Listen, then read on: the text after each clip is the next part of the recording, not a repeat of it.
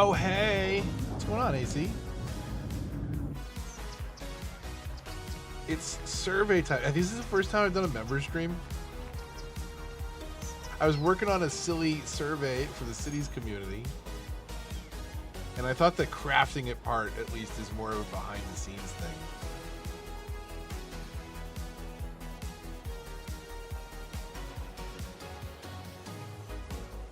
I was wondering, like, should I post, like, hey, going live for members, become a member for 99 cents? Or am I not reading the economy right? And I shouldn't even invite it. Like, you'll figure it out if... I don't know what the not the ethics, the etiquette.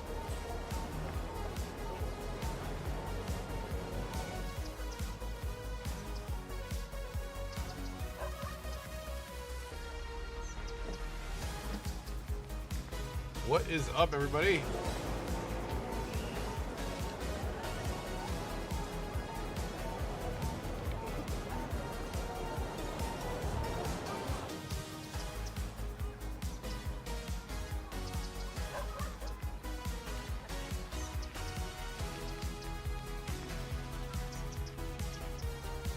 Okay.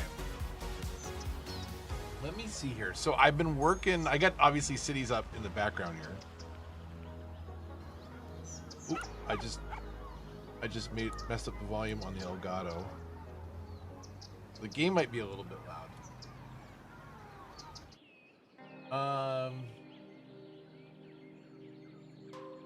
So let me do this.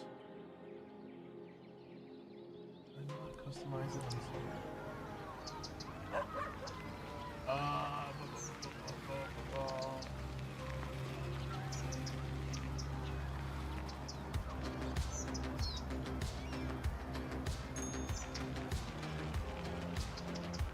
To the hashtag.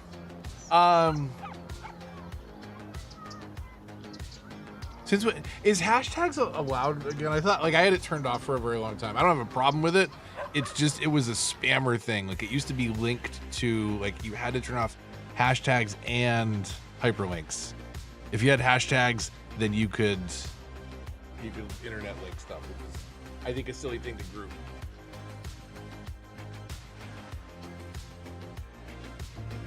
Okay. So let's do this. Let's take off the just starting first of all. And then if I hit this button, Elgato goes away and we have a black void. And then here, let me zoom in on this because I know that's probably an absolute eye chart. How do I get over to that browser? Hold on a second. Okay. Sorry about the brightness. Is there a dark mode?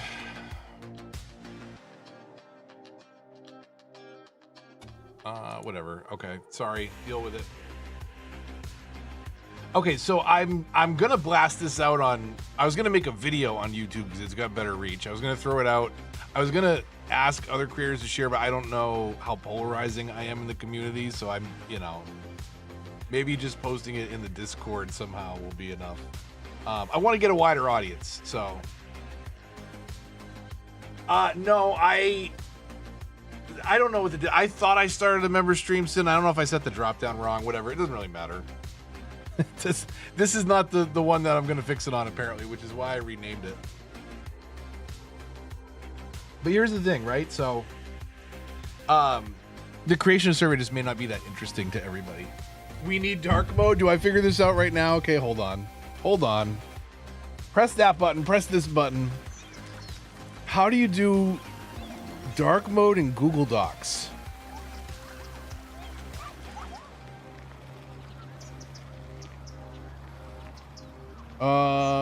Or do I have to like format the customized theme? Is it the like I can make the background darker? Can I not choose my own colors?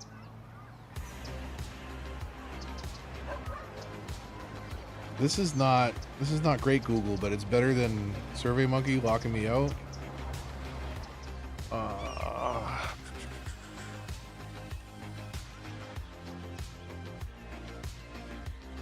Form defaults. Question default. Form defaults? Or is it my... I do too, AC, but I don't know how to turn that on in the Google form on a new profile. Is it because my profile that I've never used as an actual Google account doesn't have dark mode set? Manage, is it like in my Google account? How the hell do you do dark mode here? It should just be a button. What if I go, okay, hold on a second. What if I go back to the docs homepage?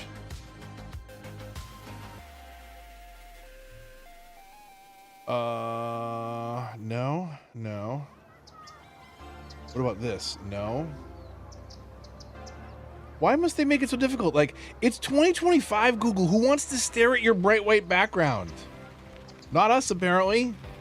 I mean, I was just going to deal with it, but it's bright on that full screen. Was this marked as members only? It was it. No, it was incorrectly streamed as not members only. Did it not refresh though? It should have the title should have refreshed at least now that you are here. It should just say working on a city survey. It's fine. I'll figure out the members thing. I'm sorry. I had never done it before.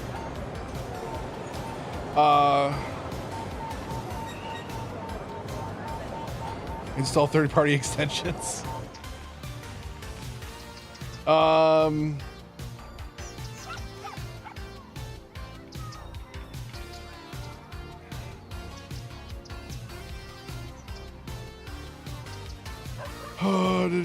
Let's see. What's good dark mode?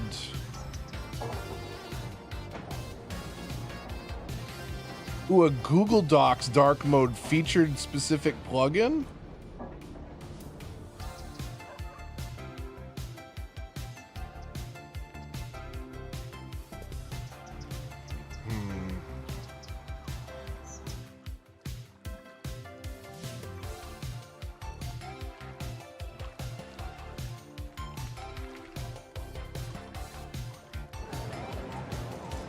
I'll do that. I'll do that soon. Okay.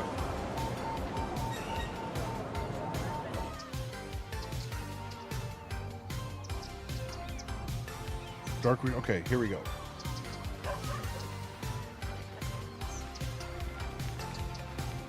Ooh, okay. Let's go back into our form. Is that better? Are we happy with that?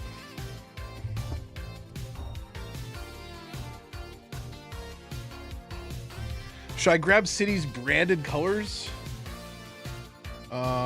Where's my other browser instance?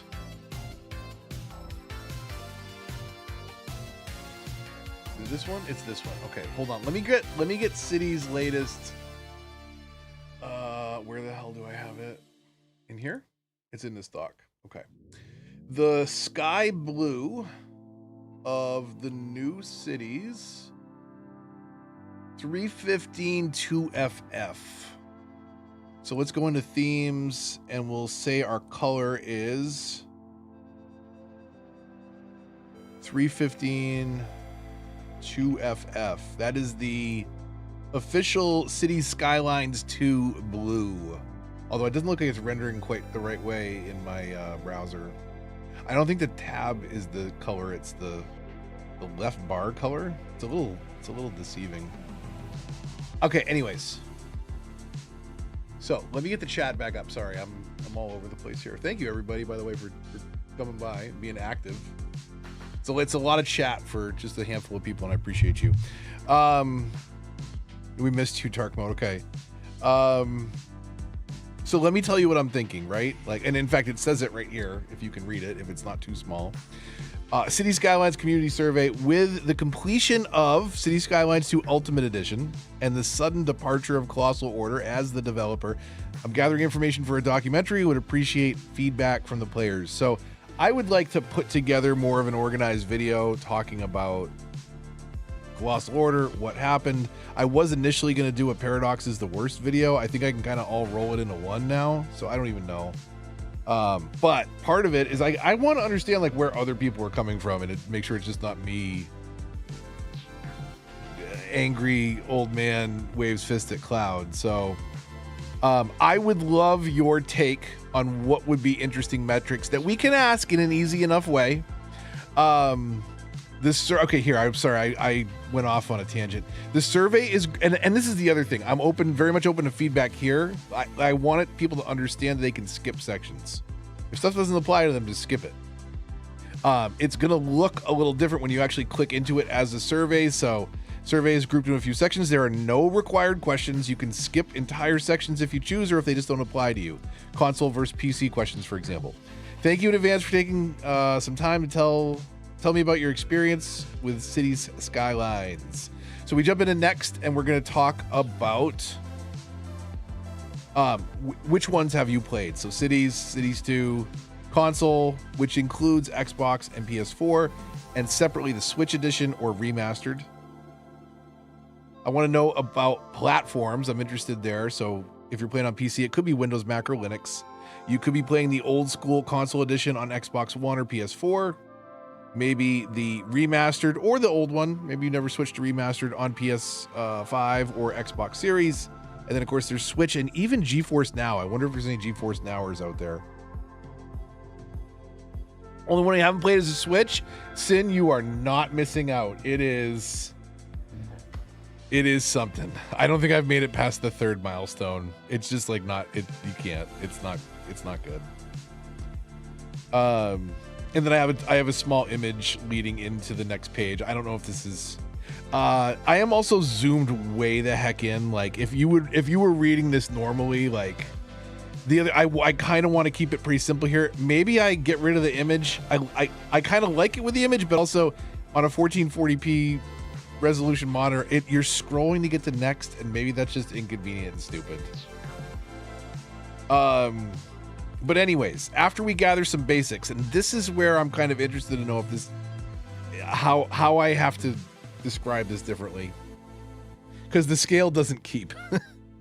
So regarding satisfaction and comparison, the happy you, and I should say like generally, or separate this out somehow, the happier you are with the game, the higher the number. How would you, and this is the thing, like, I understand that these can be a little bit confusing, the strongly agree or strongly disagree, but people tend to be a little bit more honest in criticism versus just like a star system. Because it's like, how do you feel about the, like, think about this statement. I am satisfied with Cities Skylines 1 and its content.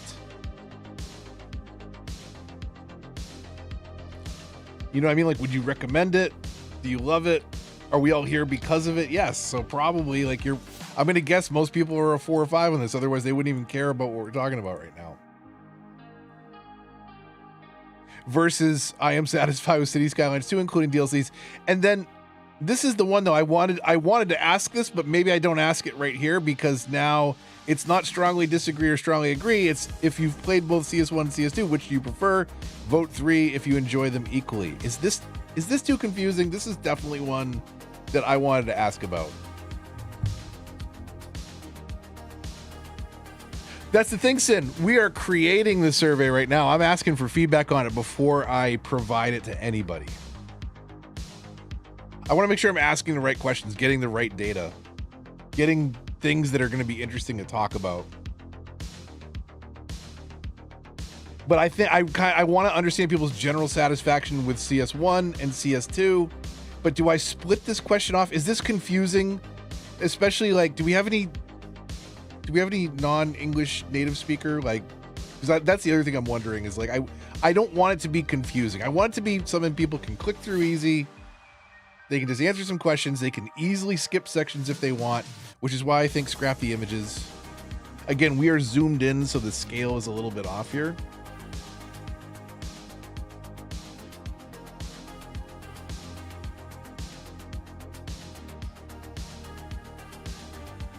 So I don't know. What are people's thoughts? Is it confusing? Easy enough? Don't worry about it too much.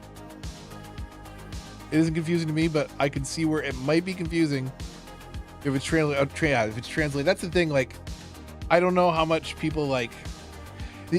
This is already confusing. It can be confusing to some people, but it is a better gauge in info gathering than just simply saying 5-star. Because you're asking about the satisfaction scale and whether you agree with, or and it tends to polarize people probably a little bit more. But I find it more, it's technically more interesting from a data gathering perspective, a data science perspective.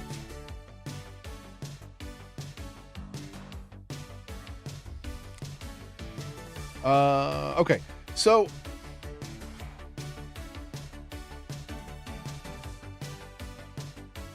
please read it out loud verbatim so you can hear. Okay, so I'm wondering if this is confusing in this order too. So you're taking a survey. I am satisfied with City Skylines 1 and its content, including DLCs. You strongly disagree, strongly agree, maybe you land in the middle. I would say 4 or 5 for sure, probably a 5. I am satisfied with City Skylines 2 and its content, including DLCs. I would say a 1. I am still so disappointed in the game. But this is the one in question. So now we're switching gears. Now it's not strongly disagree or strongly agree. I'm trying to get a comparative between the two games. If you have played both CS1 and CS2, which do you prefer? Vote 3 if you enjoy them equally. Is this, I don't know, what are people's thoughts? Like, is this a good question even? This comparative? Or is it enough just to compare how people feel about one versus the other? Or maybe you're unsatisfied, but you still love them both. You're still only playing 2. Like, technically, which do you prefer? Some people have moved on, but still have a soft spot. So maybe they're a 4. I don't know.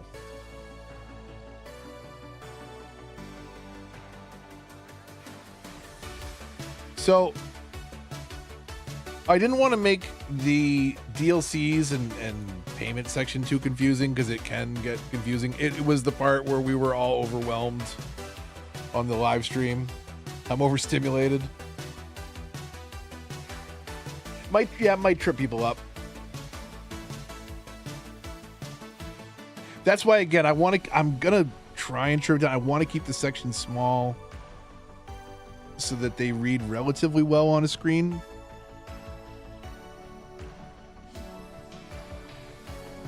Let's see.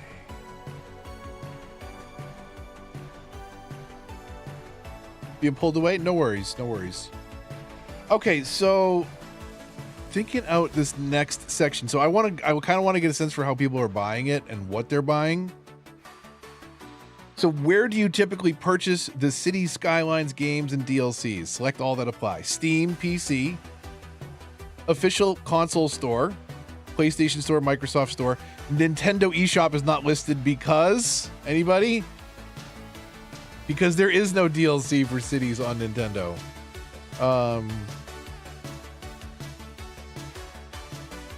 Okay, yeah, I'll post it in the Discord as well, son. Thank you, appreciate it. Publisher store, you can buy it from Paradox Direct. I know they don't want you to talk about it on the official Discord, but there are gray market key resellers. G2A is pretty crooked. Instagaming at least is, I think, buying in other regions cheaper and then reselling. But G2A is like stolen credit card stuff. That's not all of it, but which main expansions do you own? So I broke this up into just the main expansions, and then I broke up the radio stations and content creator packs because there are 27 of them and 26 respectively into a, hey, give me a band of what you own. None, 1 to 3, 4 to 10, 11 to 20, or 21 plus. And then I had started to flesh out some questions. So I wanted to ask about modding and see if there was any difference in, if you play CS1, do you mod? If you play CS2, do you mod? On PC, of course. And then I am curious to know if some people may not even know about it, if events like malware getting into traffic mod impact people's decision to mod in general. So I'm still fleshing these, like the structure of some of these questions out. I want to kind of tap into this as well. And if there are console people active, please, by all means, chime in. And I'm not sure how to ask it, but I'm wondering if people as console players, do they feel, at least do you feel that you are more compelled to buy DLC because you don't have mods? Maybe that's the way to phrase it. You know?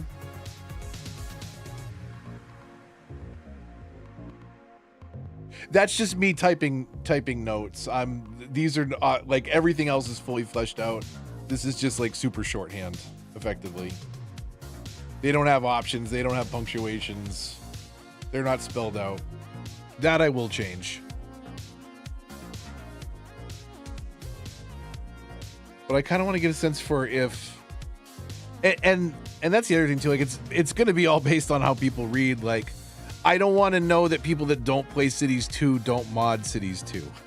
You know, it's a if you played this kind of thing, answer these questions. If not, then just move on. And that's why none of it is required answers. The most important question, though, is the very last one.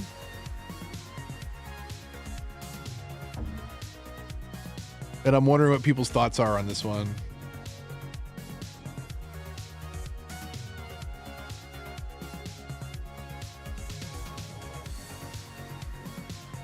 Ooh, Game Pass. Yeah, Game Pass or PlayStation Now. It was available on both of those. And I was like, what? One day my tutorials like took the hell off. I was like, what the hell happened? I mean, they had already gone, but it was like a second wave. All of a sudden I'm getting, you know, another 10,000 views on a 6-month-old video. And it was PlayStation Now getting cities.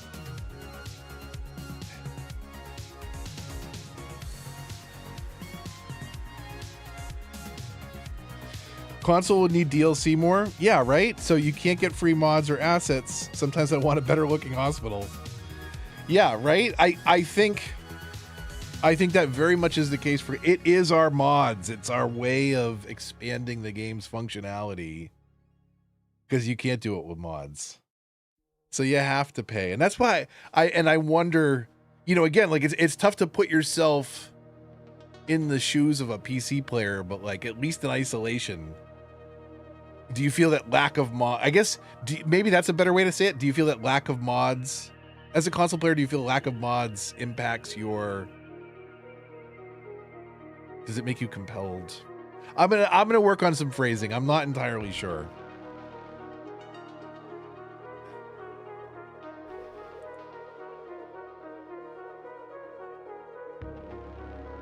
Don't make base game better to encourage DLC purchase. I mean, we're about to find out, and I guess let's get into where is that? So actually, on the developer page is where I put the stupid grandma's boy joke.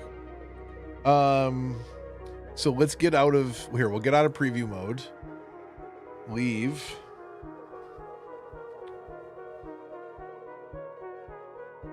Okay, development team transition. Add a question. Oh, let's see here.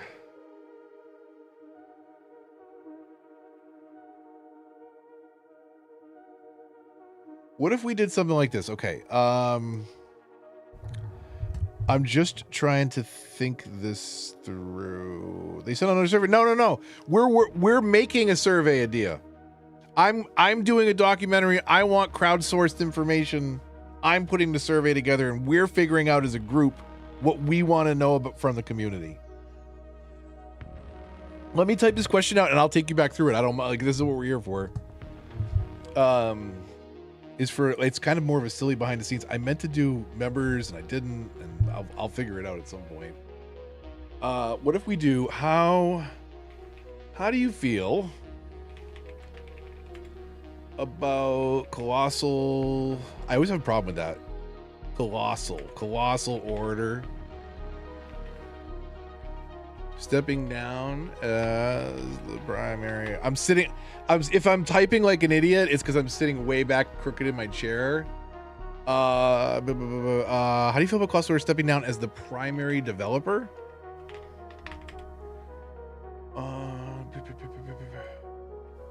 What do we say for the City Skylines franchise, technically, right?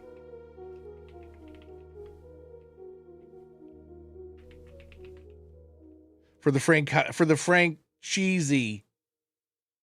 For the franchise. And then we would do this what? We would do this not as a multiple choice, we would do this as a linear scale. Positive. Happy AF. Disappointed. Something like that. So let's see, when we're off of it, it's something like that. That might work.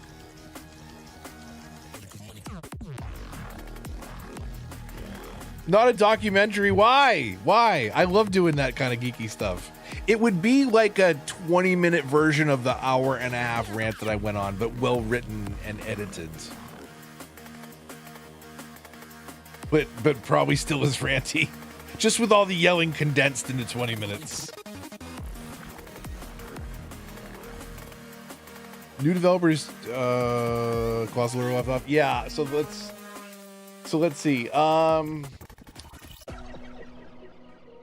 Yeah. So similar. So we will do another question. What do we say? Is this a confidence scale again? So I have confidence. Let's say confidence in the new developer. Ice Flake Studios to improve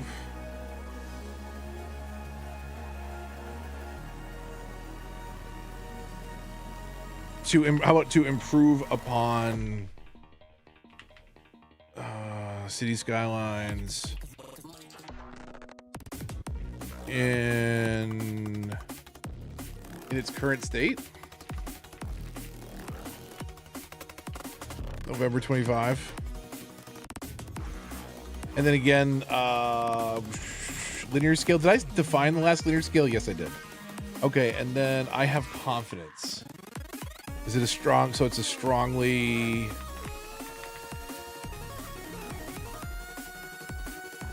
Wait, what do we put on the left? We put strongly disagree on the left. Oh my god, I cannot type sitting back in my chair like this. It's awful. Okay. Okay, so click on this. Adia, I'll take you through it.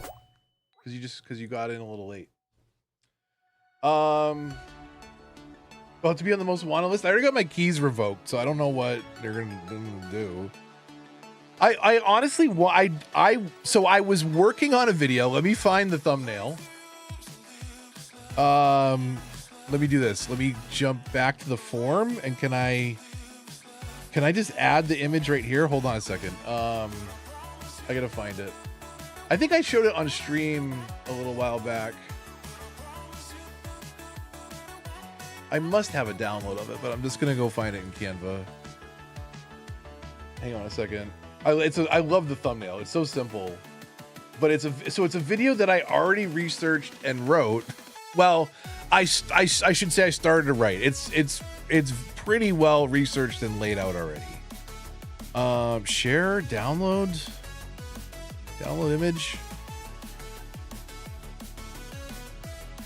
This one. So this is the thumbnail for the video I was working on. It's a Paradox logo and a garbage can with flies buzzing around. It was going to be called Paradox is the Worst. I still feel like it might be an appropriate title depending on how we break it down, but I'm still interested to know who it was, if it was a toxic combination of both. I'm curious. But I want to come at this very neutral. I just want to tell the story in this video. The story of like what the hell happened with City Skylines 2. Quick, you got to have kind of a cold open intro about the horror of the release. Then you got to rewind back the clock and tell the timeline of Colossal Order and the success of CS1 and the hype and the buildup and the anticipation, the expectation which I'm sure was a tough part to live up to, obviously. But it's an interesting use case and case study, I should say, in spectacular failure. And I would like to document it, having been there when the wings came off. When the proverbial rug was ripped out from under its feet, and that rug really tied the studio together. Okay, so how do we feel about Colossal Order stepping down? Paradox is the worst. I have confidence in the new... Nope. Okay, why are you scrolling so stupid? Okay. I have confidence in the new developer, Iceflake Studios, to improve upon City Skylines 2. I should ask about Tantalus as well. Although then again, we don't really know like how aggressive they're going to be with content for that. If they can turn the other one around, I'm sure they will focus on that. But it's separate studios, so you can keep generating for both, right? So no point in alienating half your audience that didn't want to move over. Okay, here is where I could use some help. Probably, because I'm going to forget things here. So let's add a question and think about this one for a minute. Which factor most influenced? I think I might have powered through dyslexia as a kid. I'm not 100% sure. I really have trouble with some words.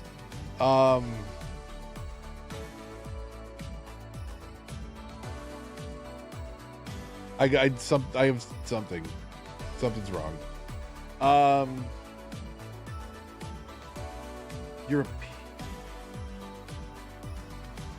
Let's see. Which factor let's say in your opinion. In your opinion, which factor most influenced change in developer?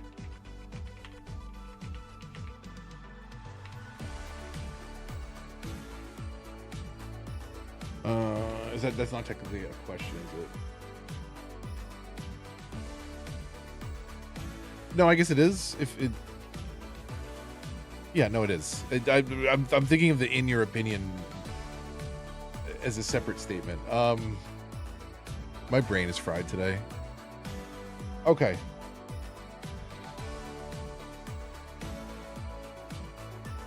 So let's see. What are some of the potential reasons for the change in developer? Let's say rough launch and technical state, is that one aspect?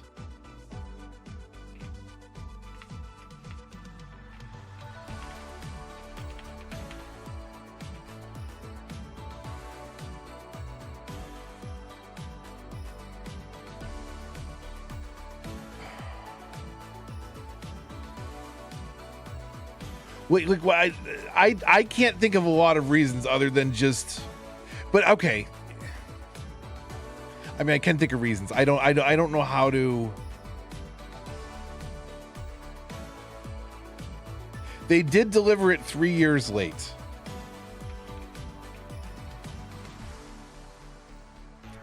So missing deadlines, I think, is good.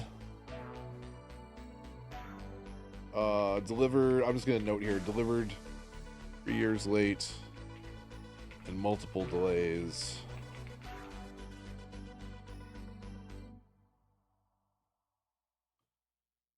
Get out of here, Atia.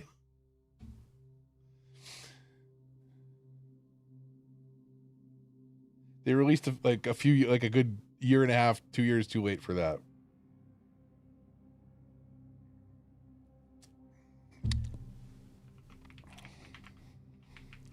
I mean, it's not a terrible thought, right? Like, how much, even with a 52% game, how much more audience would you have if you had sold it to Xbox and PlayStation 2?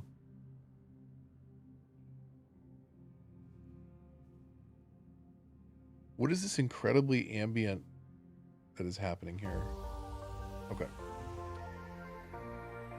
This sounds like this is going to be drum and bass or something. Okay, no, never mind.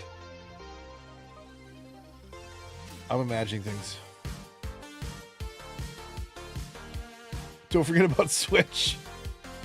Oh, did I go back through Adia? I don't even remember. Did I start to and then I didn't go through the questions? Let's think about this one for a minute. Okay, like what are I mean, like the terrible state of the game, missing deadlines regardless of the state of the game, console delays kind of fits into deadlines. Could we just simply put Morena? Is that a? I'm gonna delete that now. I'm just gonna delete that now. The fucking simulation.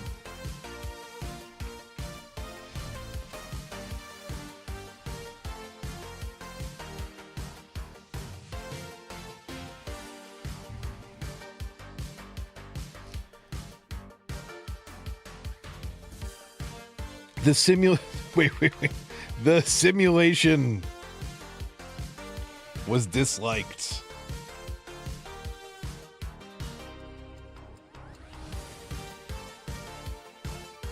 Okay, console people. AC, you're still active in here too, right? We got Adia, we got Decoy. I believe you are all console folk.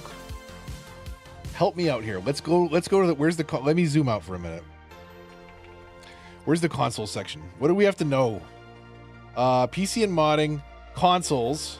Okay. And this one I think AC answered. But Adia, I'm interested if you weren't here for this one. Actually, if Adia, so we're going back up to the top for anybody that wasn't here. Hold on a second.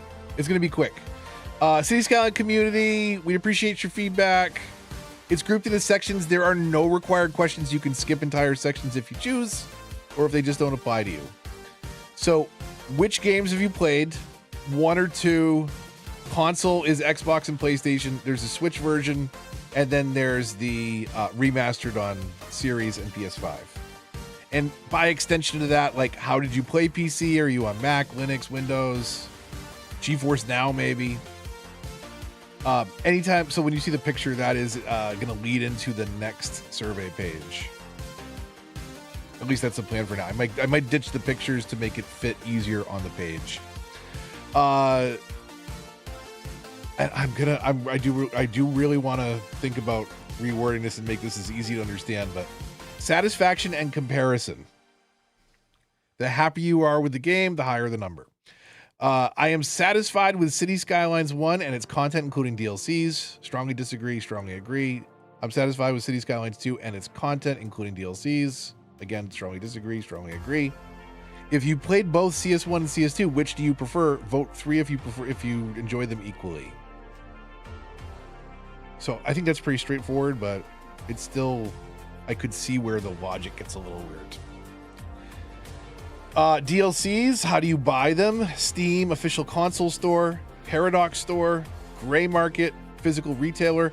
I do want to dig into this a little bit for remastered console players. I wonder what percentage of at least my audience was a physical purchase that then had to buy remastered or opted not to buy remastered.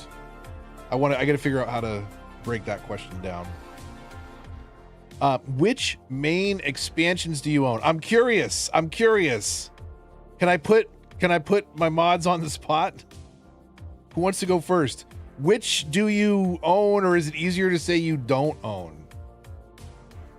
These are the mainline DLCs. I think I got them all. Please, anybody in chat, tell me if I got them wrong. And if anyone wants to chime in, I'm interested to know. What do people have or not have? Is it easier to say which you don't have? Or is it easier to say which ones you do? Decoy's got all of them.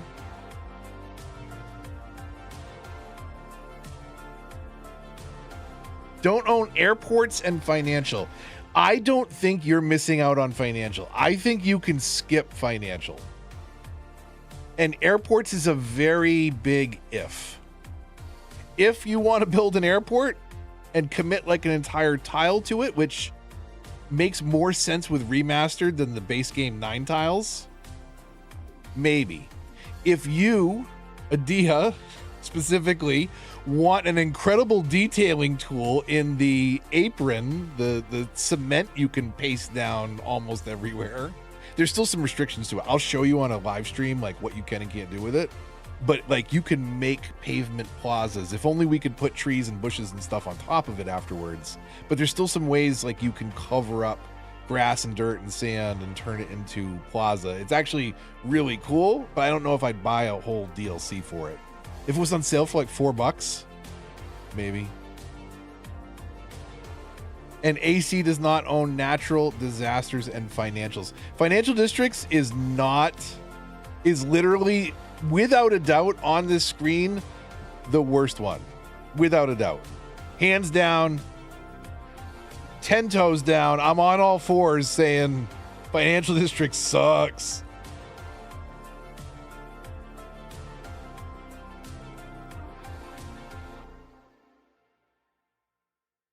Apron tool was debating. Yeah. You showed me. Yeah. It's very cool, but is it worth the cost of the DLC? Probably not. Probably not. But it's one of those things. It's like, yeah, but I don't have mods, and I could do something kind of cool with it. Hotels and retreats is very uninspiring. Plazas and promenades is one of my favorites. I think you owe it to yourself if you're playing this game to own at least one of campus, industries, or park life. Give yourself a little mini game and a little place you can build something special, whichever of these appeals most to you. Building a park, building a college campus, or building, industries.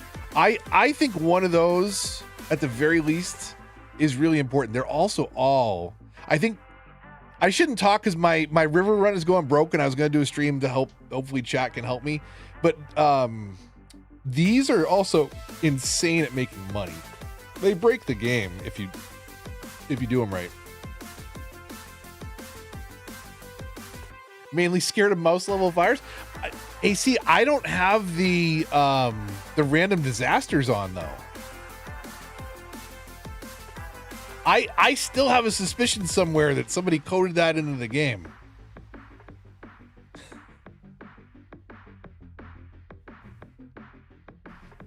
Put my tinfoil hat on. Okay, how about this one? Anybody can chime in, but mods, I'm keeping you on the spot. Because this one I'm very interested in. Because again, I bet, you know what? Do I need to... I wonder what the split is here on console versus PC. There are 27 radio station DLCs. How many do you own? None? 1 to 3? 4 to 10? 11 to 20? 21 plus?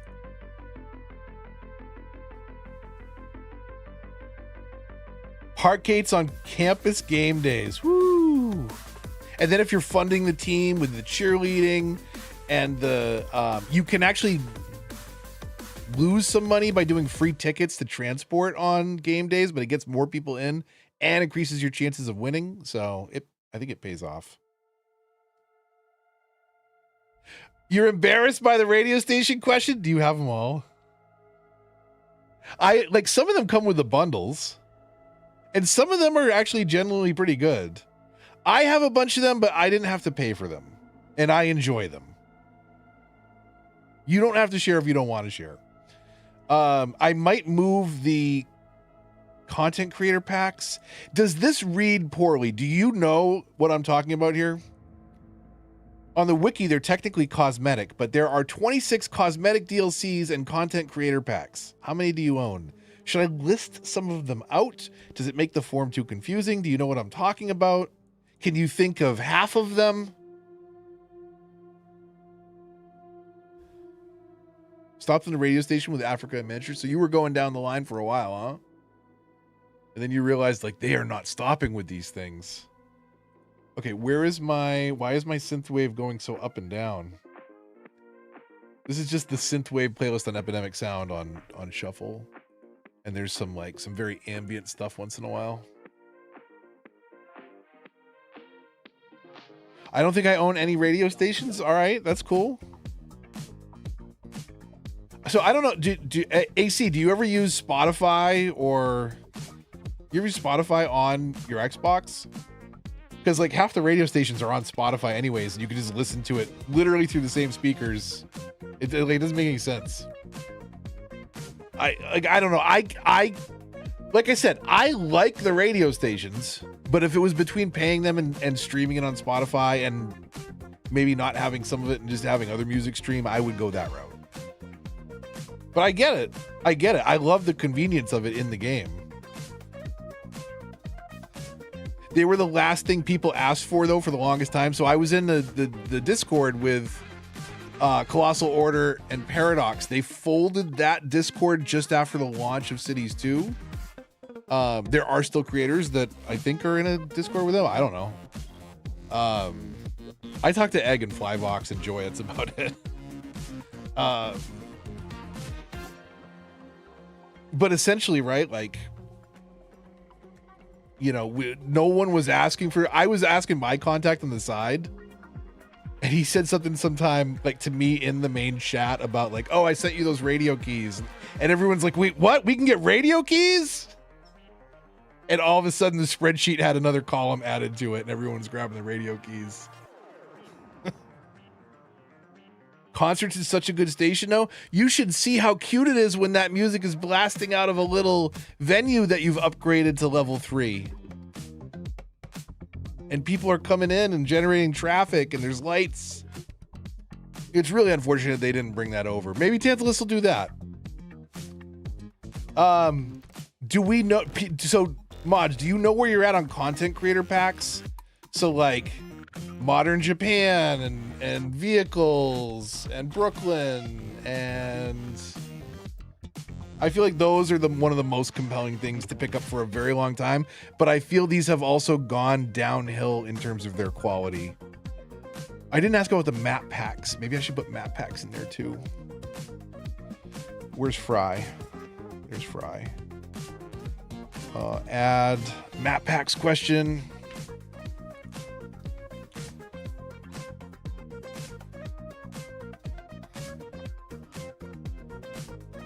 Lose the cosmetic DLC and just use the content creator packs? Okay. We can do that. There are 26. How about we say content creator pack DLCs? And I'll do a private version of this on the Discord, and you can just answer whatever and give me feedback on it too. Like, you can see it, you know, on your phone or on your computer before I send it out.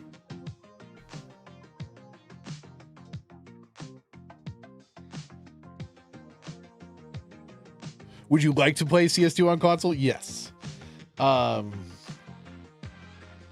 Actually, that. Where is it? How about if we ask something like under the console section, console when?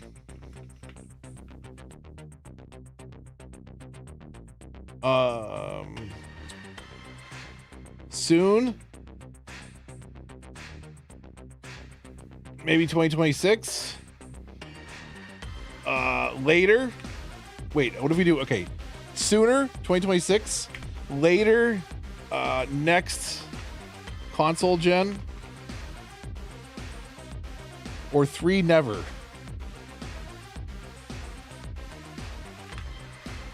Sooner, later, never. Win the lottery before it comes to console? I don't know. They've got a decade of console experience behind the new City Skylines team.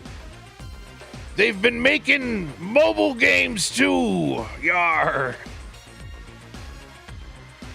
And an ice fishing game. I don't know, the pirate, I broke out a pirate voice on stream the other day. I don't know where it came from, but it's back. It's back, mateys. Console won't drop it. Ooh, that's actually a good scale too, AC. Before or after GTA 6. This is too intense, whatever this song is. Be on mobile before consoles. I wonder how Colossal's gonna do. I wonder if Colossal folds.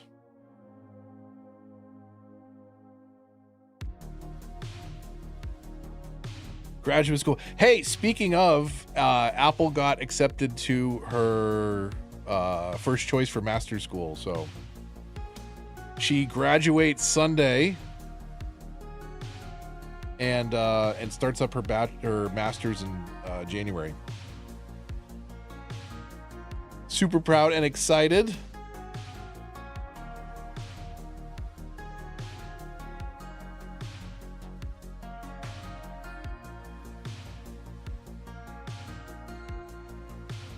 So, what would you ask the community if you could ask the community a question? Because this is your chance. What do we need to, what would we like to, what do I need to know to make a compelling, effective, entertaining documentary on the story of City Skylines? So far, at least.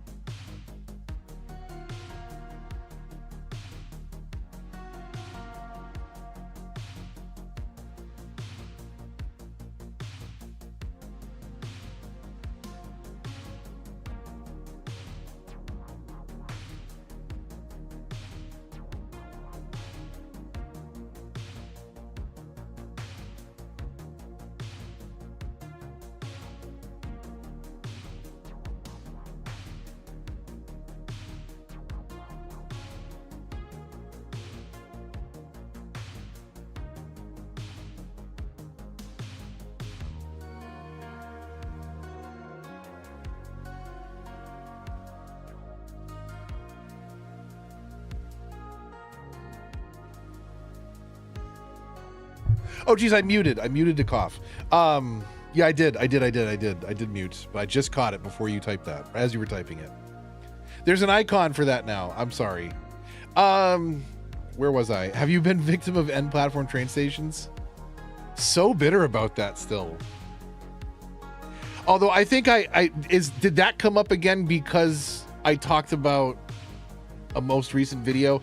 I was checking out all the creators to see, like, what are people saying about a very major event in the City Skylines franchise.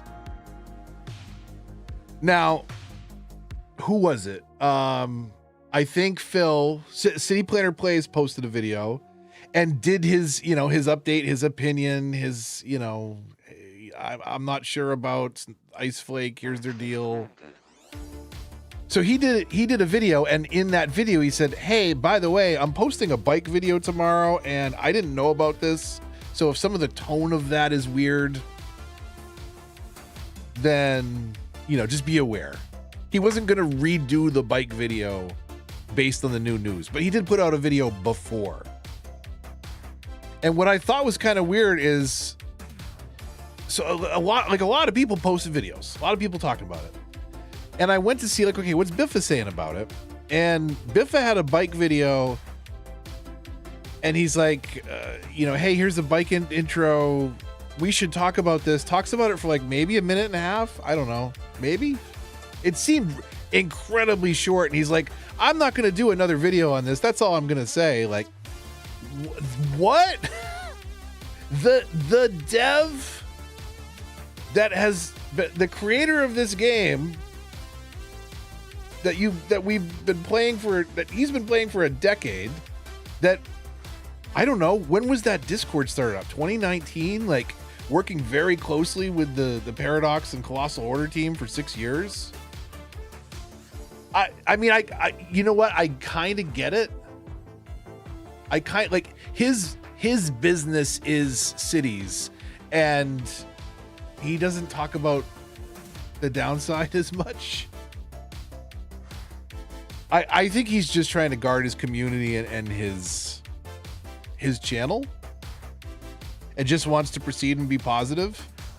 You can be positive and reminisce. Do you not owe it to the developers to maybe have a conversation and say, what the hell just happened? Where is this going? I thought it was very weird. I thought it was totally.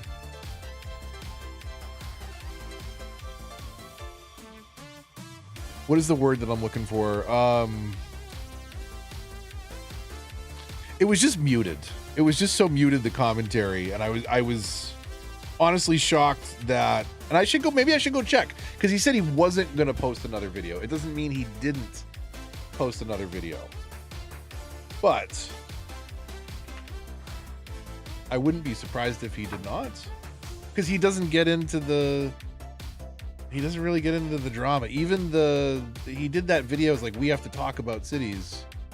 It was pretty tame, and nothing that, you know, they shouldn't have already been aware of, honestly. Some people don't want to attack the negative and keep their backs turned to the matters. Yeah, unfortunately.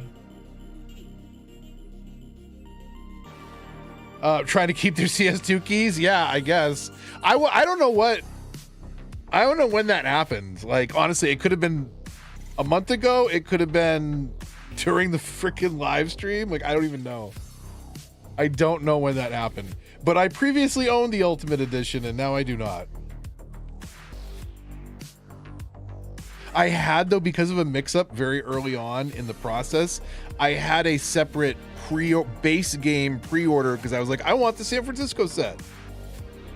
And they like weren't figuring out a way to do that, and they were just like, here's your base game with your San Francisco set, Mouse. But then they revoked the Ultimate Edition. I am not paying $40 to find out what Bridges and Ports is like in the DLCs, when they at best have like a 60% mixed review. They're mixed or mostly negative. I'm not buying that. I'll play and promote. Like, maybe it's great. I don't know. What do I know? I'm not on the in crowd anymore.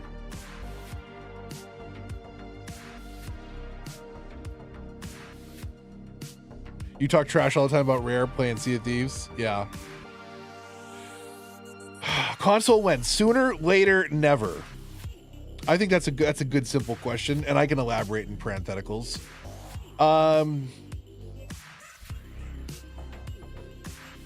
Oh, I should say CS2 console when. I'll maybe I just do have to elaborate. I like the simplicity though of console when. Sooner, later, never. Maybe there's a separate meme survey.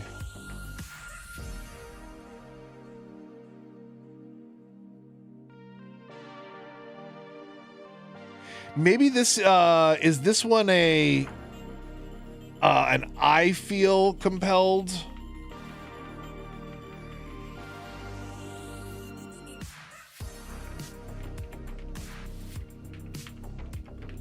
Lack of access to mods, something like that. I'll phrase it differently, but I feel like that one should be a linear scale question. Strongly disagree. I've got to sit correctly at my keyboard. I'm going to complain about this again. Okay, strongly agree. How do you feel about Colossal Order stepping down? I have confidence in the developer. Iceflake Studios to improve upon City Skylines in its current state. Let's add a question. How do you feel about Colossal Order stepping down? I have confidence. So this one, let's redo this one. This might even be in a separate section. Whoops. Tantalus. What is Tantalus? T-A-N-T-A-L-U-S? Tantalus? To improve upon City Skylines in its current state. They've been running that for a while though, so it's not like it needed anything major the way they are implementing new content creator packs. They're not changing the way the game works, they're just changing the buildings that are in it and the ones that appear in the menu essentially. So hopefully that is a task that is they're up to the challenge for. I would love it if they'd fixed some of the terrain bugs and remastered, but what are we gonna do? What are we gonna do?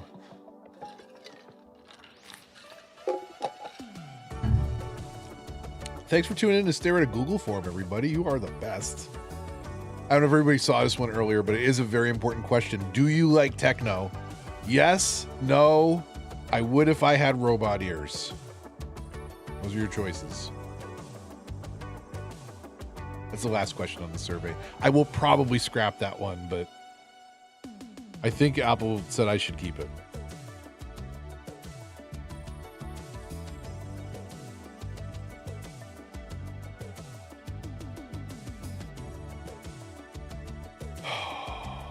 Anything we forgot? Anything you would ask? Anything you wonder about the community? What about your fellow players?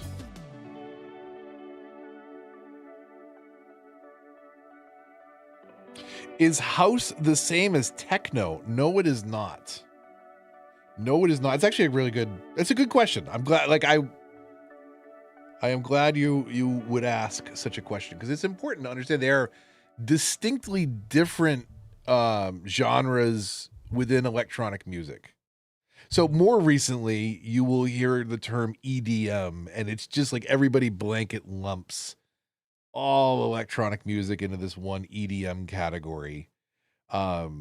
Where they come from, like where their roots are, of the music itself really makes a difference. So like house was born out of disco samples and the club scene in Chicago in the early 80s, and specific drum machines that a couple key guys got their hands on, specifically the 808, 909, and the 303, 606 also. But the Roland 303 was the bass line that really kind of made house music a thing. Techno was more born up in Detroit, and that was almost all 909. But here, hold on. Because my playlist ran out anyways. So let's see what Epidemic Sound thinks house is. Where the hell do they not? They gotta have a house category. Is it its own breakout? Oh, they have garage house. They have Latin house. They have speed house. Oh my God, they have house. Afro house, ambient house, big room house, deep house, electro house, funky house, lo-fi house, micro house, organic house, progressive, slap, soft, tech house, tribal house, tropical house. Let's see what Epidemic Sound thinks funky house sounds like. I'm kind of interested to know. Hold on a second.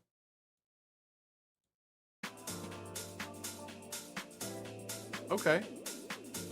Yeah.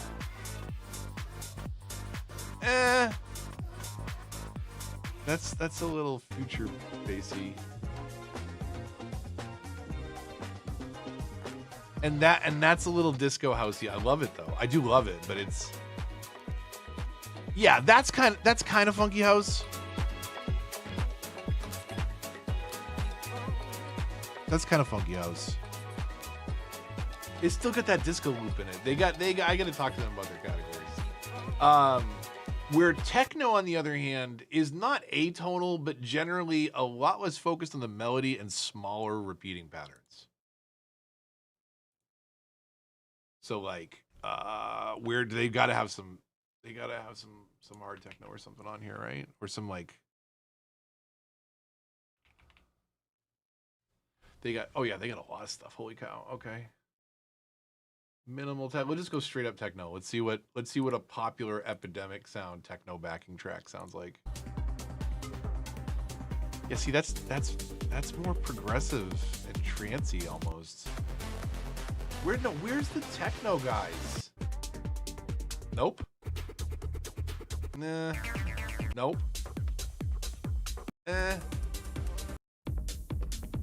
Kind of. This is like 5 or 6 a.m. techno. The party's waning down. People are on their way to the after party or just heading home. It's not bad. It's not peak. It's not like you want some like 2 a.m. techno. That's the stuff. That's the stuff. But anyways, very distinct, different genres. I love going off on tangents. So, you know, it's kind of funny. Like an artist you'll probably know, Daft Punk. Their music, you know, poppy, melodic. Two guys, Thomas and Guy, and Guy's solo work is very disco-y, newer progressive house kind of stuff. It's very melodic and synth heavy, and it's got a very good groove. And Thomas's stuff is just like nasty drum machines and dirty distorted disco samples. Like, oh my god, it's weird how they've broke up or they stopped making music, but it's just weird how like they're two very different styles collide. But one of my favorite techno records of all time is Thomas Bangalter's Ventura. Oh, it's so good. It's so good. Oh my god. Did we just take the copyright hit? No. Is it Ventura or Outrun? I gotta remember now. I might be remembering the name wrong. I know which side of the record it is on. It's on the side with the roulette wheel. Which is a roulette wheel, but roulette is the name of the record label. I should get the techno off though, because it's not what we need right now. AC, pick a decade. Where's the music by decade? Where the hell is the music by decade? I thought oh, they do have just random genres sorted by decade. Okay. What do we got?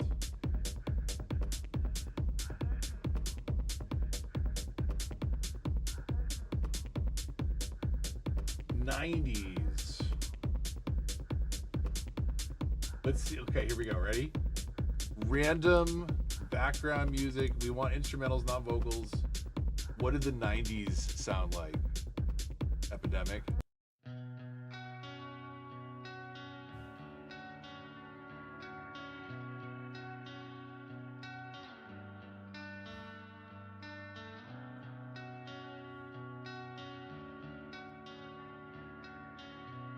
I guess. Yeah. Yeah.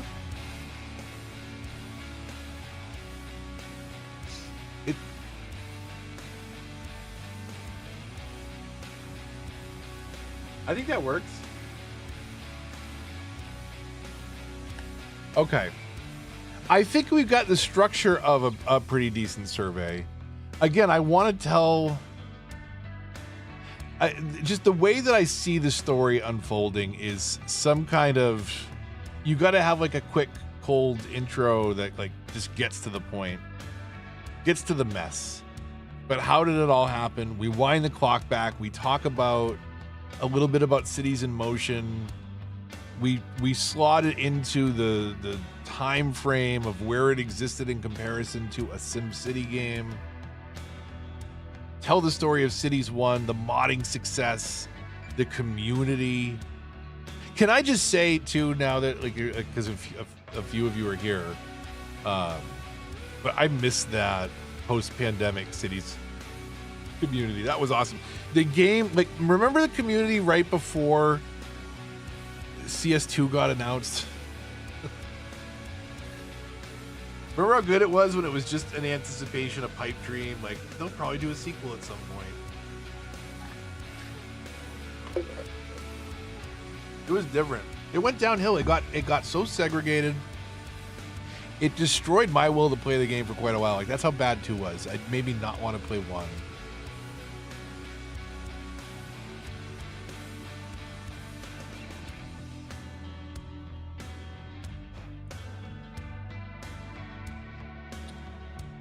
Okay.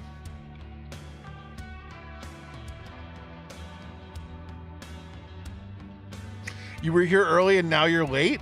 I was just gonna run through it one more time. So perfect timing, Kanga.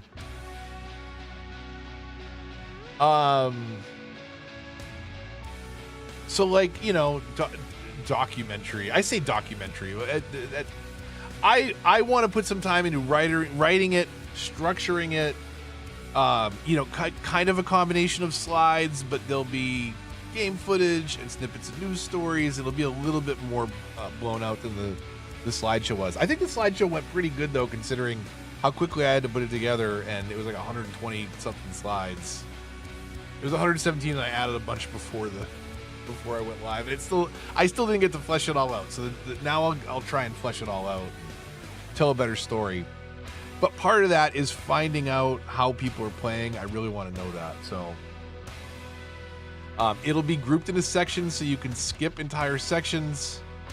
And I'm going to try, I'm zoomed in so you can read it easier on stream. On a 1440p monitor, it would be down here. We next into the first set of questions, and it asks us, I'm trying to keep it to about a page a piece. What games did you play? 1, 2, console, Switch, remastered. And then what platforms? WinMac Linux, PS4, PS5, Xbox One series, and so on. GeForce Now also. But I'm really interested to know here. And this is the thing. I talked about this earlier, Kanga. From a data science gathering perspective, this is the most sensible way to ask the question. But I also understand how neurodivergents like myself can misinterpret it or have difficulty. But I am satisfied. I say the happier you are with the game, and I should say generally, the happier you are with the game, the higher the number. I am satisfied with City Skylines 1 and its content, including DLCs. Strongly disagree, strongly agree. I am satisfied with City Skylines 2 and its content, including DLCs. And then we switch gears, and this is when I was debating, do I need to change it up or separate it? Because we just went from strongly disagree to strongly agree.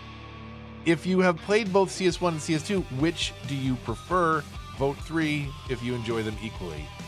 But like, I'm thinking that makes enough sense. But fresh perspective and opinions are welcome. This got metally fast, AC. What happened?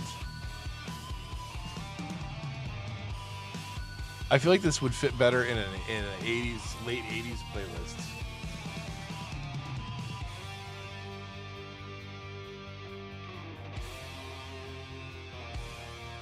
Okay, where do you typically purchase the games and DLCs? So Steam, console store, publisher store, which I actually had to double check was still an option, and it is. Gray Market, they don't want you to talk about those on the official Discord. G2A, Instant Gaming.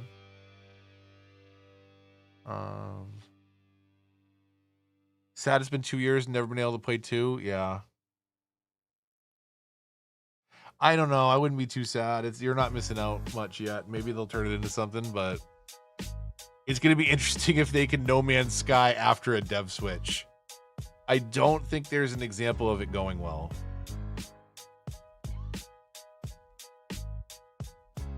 It became 90s hip hop too. It's literally all over the place. It just happens to be the decade. It'll probably be country music.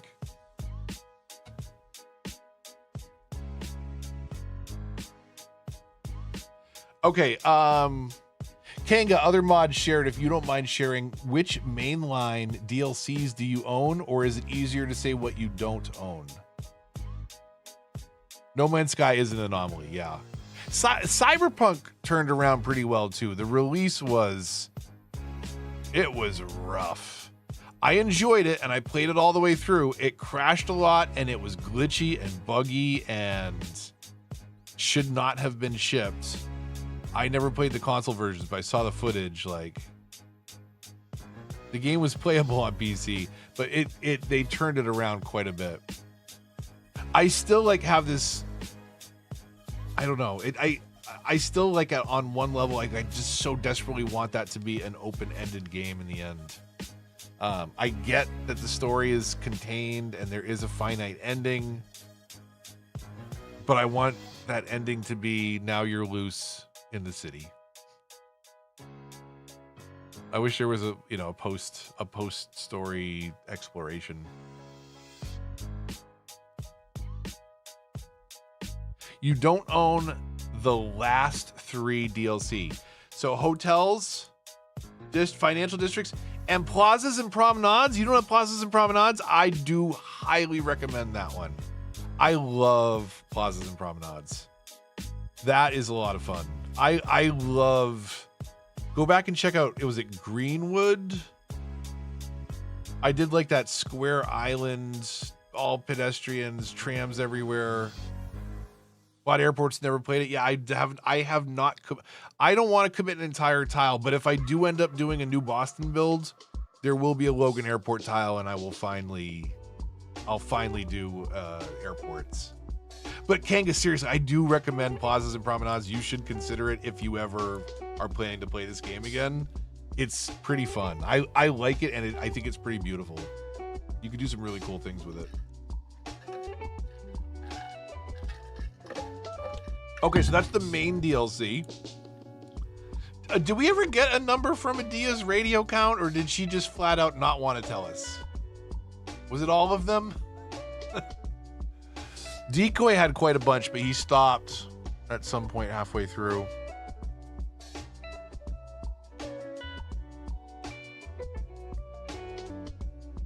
All the other content creators use them for sponsors. Yeah.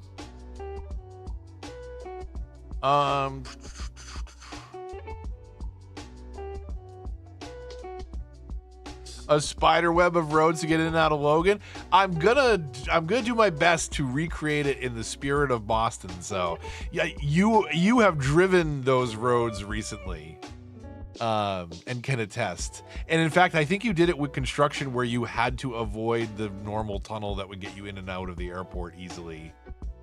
So yeah, you got to really ride the roads. That must have been fun. It was a nice time of year to visit though, wasn't it? The trees were so beautiful.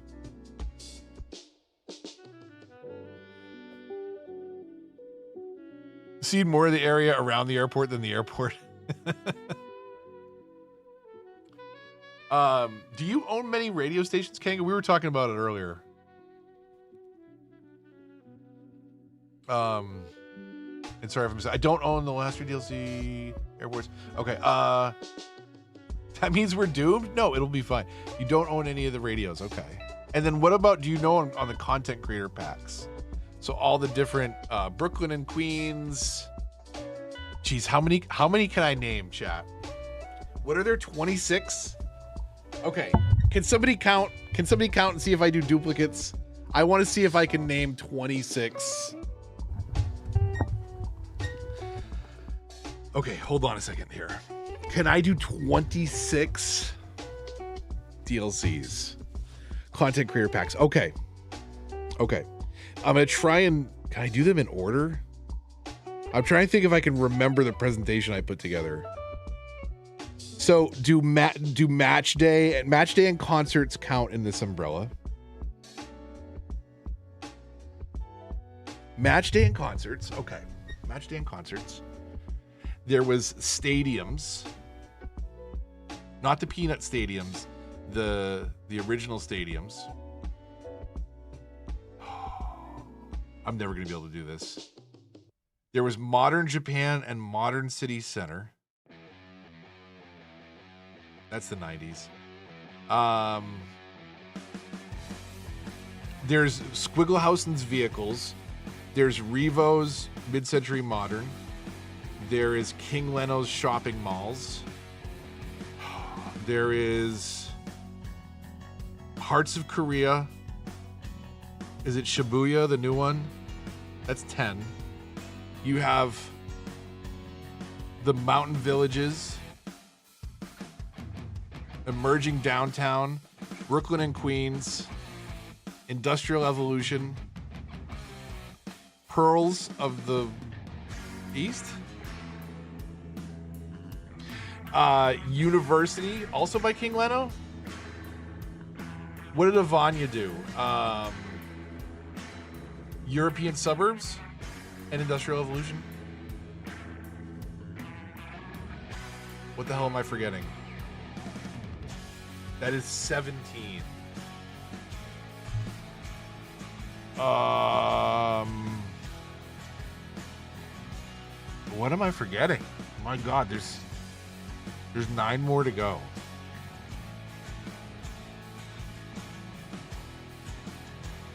I mustn't use them much. Can anybody think of any CCPs that I didn't list? I gotta call up the PowerPoint now. Oh, Africa in miniature, sure.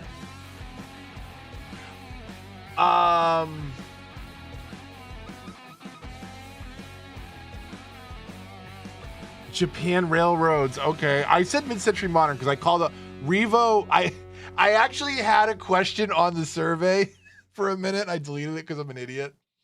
But I had a question in the survey that was like, who made the best content creator pack? And it was R3V0, which is how he spells his name, or REV0 or R3VO. I had it like 4 different ways. It was all Revo. I was gonna throw that in there, but I don't want.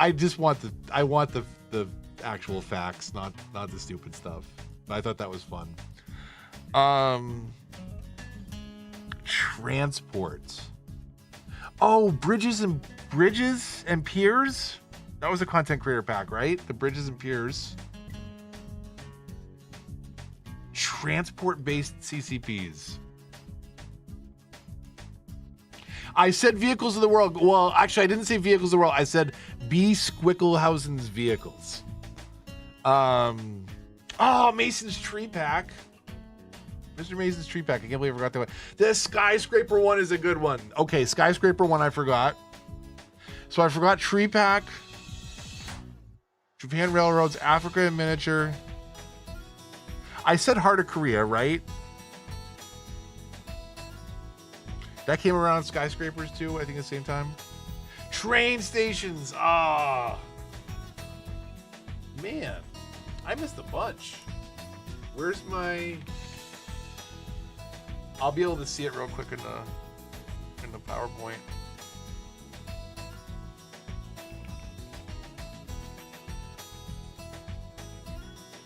Next song, please. One of the last rock songs sounded a little like Stone Temple Pilots. No, I don't want... Oh, it dump... 365 dumps you into Copilot now? Come on. Did I Google Slides it or Office it? I don't even remember now. I must have Google Slided it, huh? Docs? Docs.google?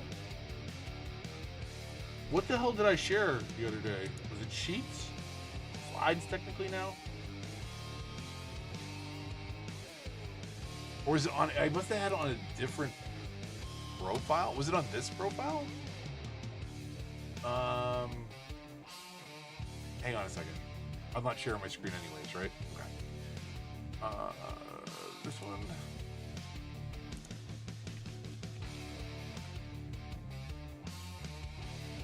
Get out of preview. Can I get into slides from here? No, my 2022 rewind was on this account though. That's great. That's not gonna help me. Okay, well anyways, I missed a bunch. There's also a CCP called Content Creator Pack. Are you for real? Where is the wiki? I'll find it on the wiki. City Skyline, DLC, and there's a wiki. DLC list? Wiki, okay. What else? What did we forget, chat? Oh wait, hold on here. I can bring this over here now.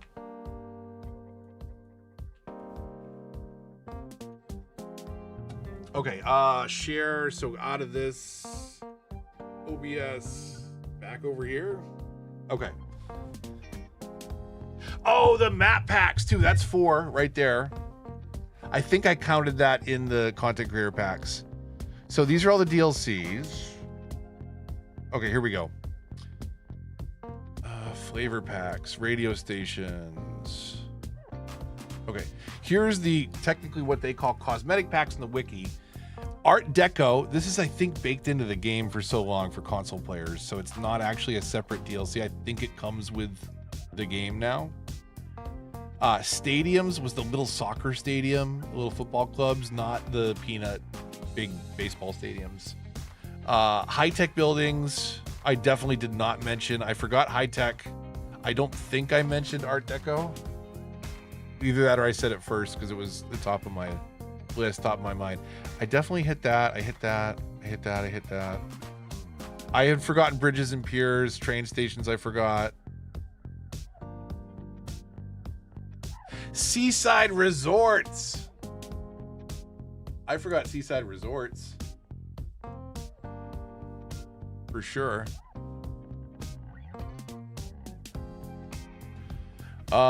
Skyscrapers, Africa, AC reminded, I think.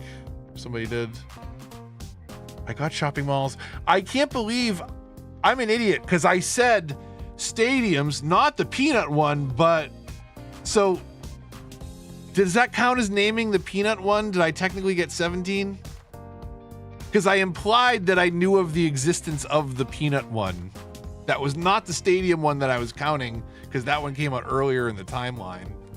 So I think that counts, right, as me having mentioned that one. I talked about Brooklyn and Queens earlier. I definitely didn't remember it when I was listing it out. Mountain Village I couldn't remember if Countryside was the other one. And the 4 map packs. That last map pack is rough. It is rough. Okay. Can we shut all these? Leave? Hopefully it was the... God, I hope I was editing the right tab.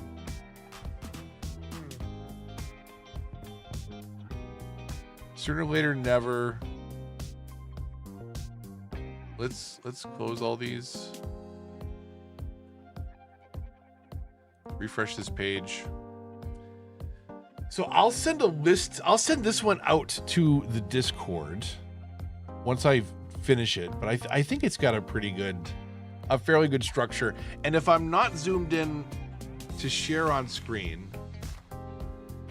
like here, if we go actually in as a viewer now, most of it fits on page. If I get rid of the images, it fits on a 1440p at 100%. This one scrolls down a bit.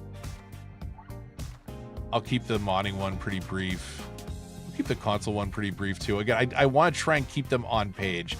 Paradox is the worst, won't be here. That one will be gone. And this is just stupid. So it'll be interesting. I'm excited to put together. I had already done a ton of research, of really boring research into financial reports. For Paradox is the worst video. All of that is very useful research for this as well and telling a story, I think. Snowfall's worth it for the trams. Yeah. You wait a minute. You don't have AC. AC. No. AC. Let's GoFundMe. A GoFundMe for AC for Snowfall. AC, pause your membership and buy Snowfall. Please. Trams are awesome.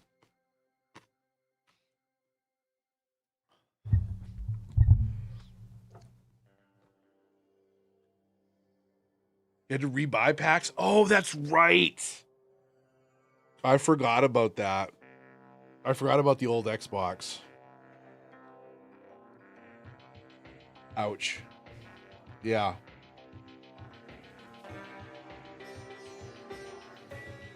Let's check out what's happening in River Run. Did River Run go to sleep? It did. Okay.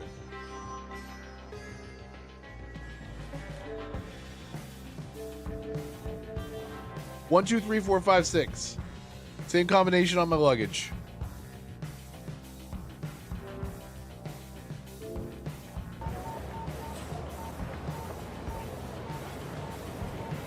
Do you think are they leveraging them? That's my question. Or is it just like sitting idle on an Xbox?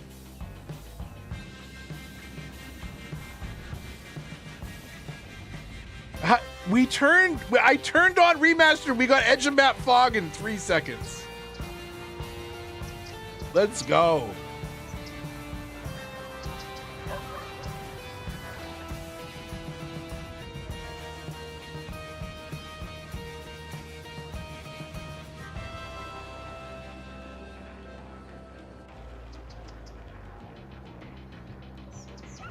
Did everybody see? I should do this. So, I honestly want to have a troubleshooting session. I need the community's help. My city is losing money. We were at 379 million last time we connected, and I let it ran, and I changed a bunch of stuff, and I turned off all the uniques, and we're losing money consistently. So I overbuilt the city. I need to basically meet the demand and maybe trim back my water pipes and look at what we can save where. But one downside to turning off the uniques I didn't realize is you don't get lights at night, which is horrible. So let's turn all these on and then let's get a look at it, because it's a big difference. Yeah, see the lights. The lights really change it up, so you can't really enjoy the skyline. You can't really enjoy the city's skyline in Cities Skyline without turning on the lights in the city's skyline. Don't relocate. No, don't relocate. Turn on, please. Please, please. Thank you. Oh, I let this run, and I found out like it's losing money, and I wish I didn't get it on the recording anyways, but like I'm just like I'm over here hanging out, like I get the camera just pointed at the ground, and I pull the camera up and I look over here, and all of Central Park is just charred black, as is like the entire trees around the school down here, like this. Every tree that you see on this screen, black sticks. Every single tree you see on the screen here, including all this stuff leading up to the highway, black sticks. I don't know what happened. I turned around and it was like half the map is burnt. It was crazy. I didn't get any footage of the actual fire, but it was a doozy. See, that's the thing. I don't think it's a natural disasters thing, because I do have fire spreading. Is that not a thing without natural disasters? So a lot of people turn off fire spreading. I could never. Not at this point. I feel like people will be disappointed.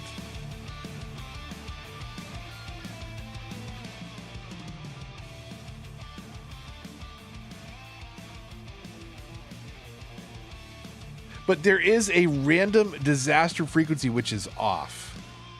I was actually, do I need to do a city again with the disasters on, so that we can have moments like having to rush them to the shelter that then gets hit by the meteor that they were rushing away from? I feel like we need that kind of tension again, and a disasters on Let's Play might do that.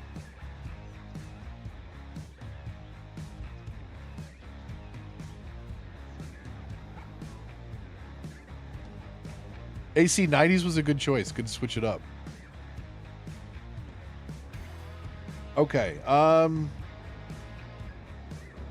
So wait, now that we got the lights off and nothing's on fire, one of my favorite views is kind of up here. Let's see. Let's see how this looks at night. The problem is I got to fix down here. The fishing area and all this crap is still a mess. So I'm going to try and hide it a little bit like that.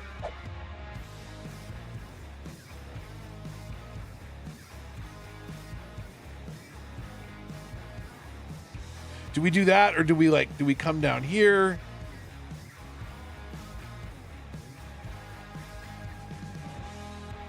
Do we get down on foot and see it first person from the ground?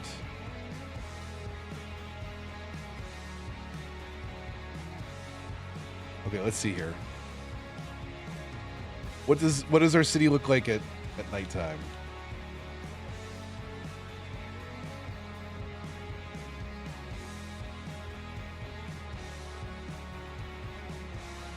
They're not exactly lit up that much from here, huh?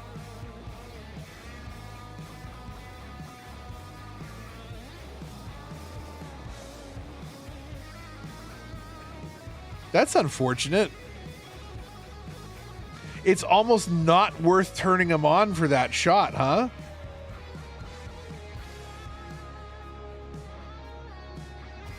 The building on the right lights up a little bit. That's a little sad from this range, huh? That's a console problem right there. Look how close you gotta get for the lights to come on. Come on now. Tantalus, you can fix that. That building at night should not look like that from that far away. Like, the LOD needs to have some lights on it. The lights are either on or off. But the LOD has to have, like, look. You can see, like, the buildings that aren't loaded in, there's still, like, a little dot of light. And a building that big that is a giant square, like, could have a couple of pixels of white here and there for a light, like, you'd think. That's actually a little disappointing. I turned on those buildings because I was like, oh, I want to see the skyscrapers from here. And you can't even tell that most of them are on. That's a little disappointing. That's actually not, I'm feeling kind of stupid now because, like, that could totally make sense. But, like, look right there. Okay, look at the skyscraper on the left. It still has the lights loaded.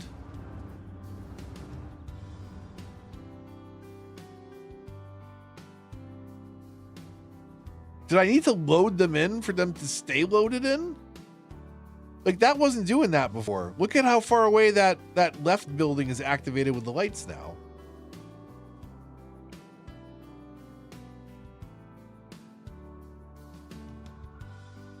Oh, well.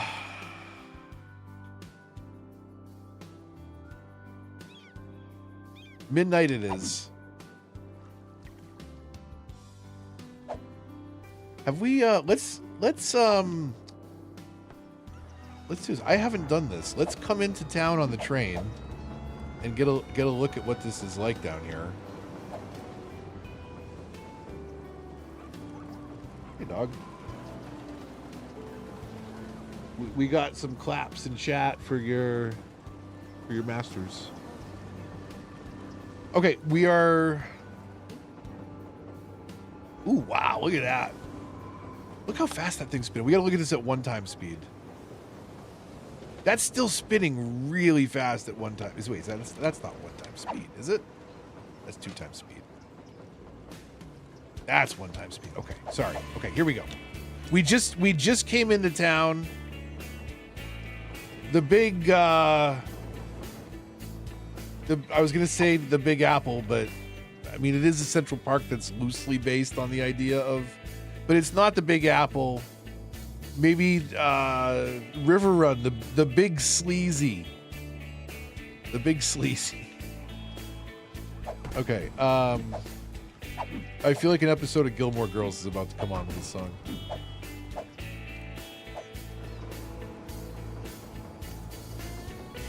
Look at the people. Look at the people. Look at the people. T-pose for me. So many people. Okay. So when you get off the train, this is actually a pretty cool look. Like, okay. I should ask about the visual. Let me ask you this, chat. Do you, I mean, if you're a console player, you don't know, but like, was the visual upgrade worth it? Probably not, right? Because I feel like that's all we got out of it, was a visual upgrade. Hold on a second.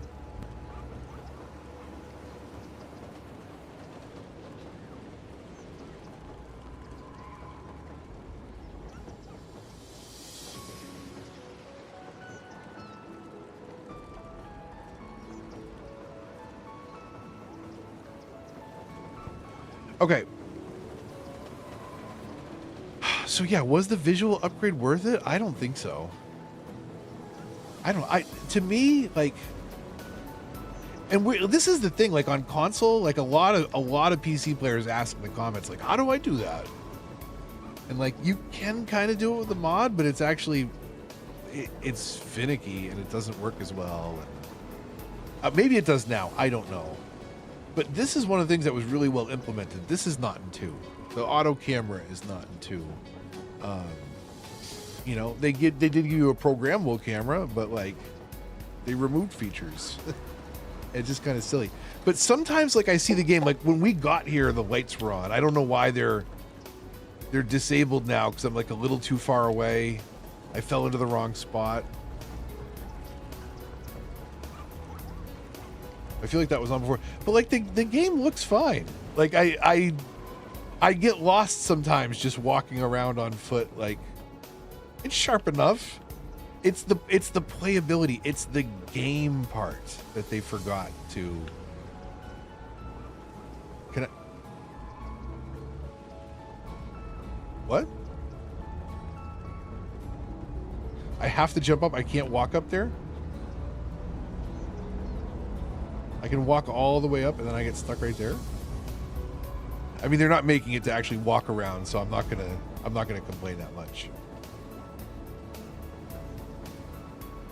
Yeah, see, the lights are on that building again now that we're up here.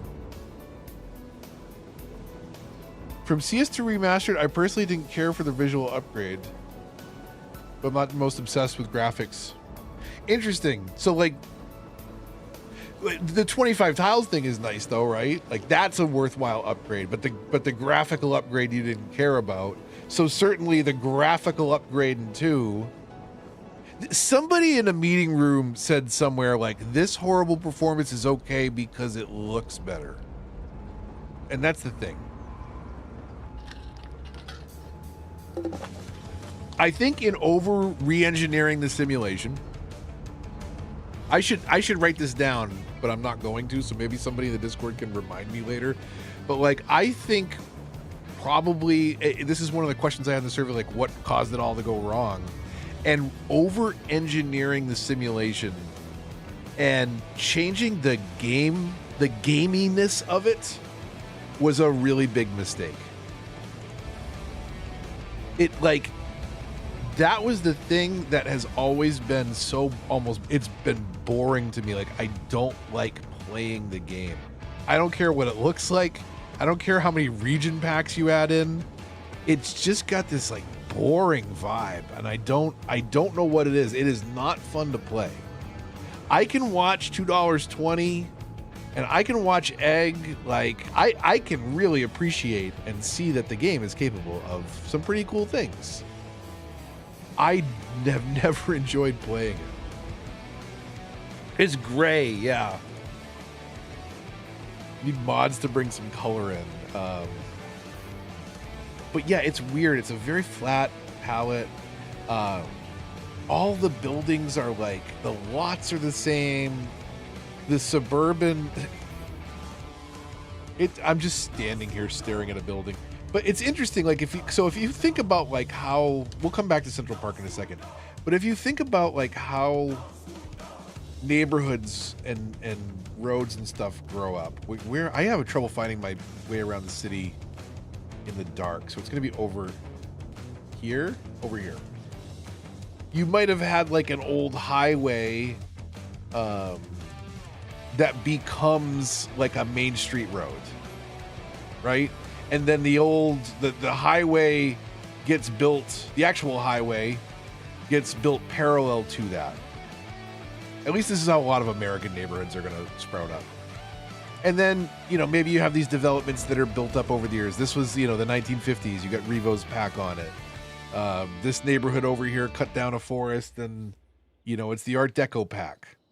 So you have reasons for these different styles. But what you will generally have happen on main streets, and this is not a great example because I can't plop individual buildings down, but something I wish they gave you more freedom to do is, like, you'll have...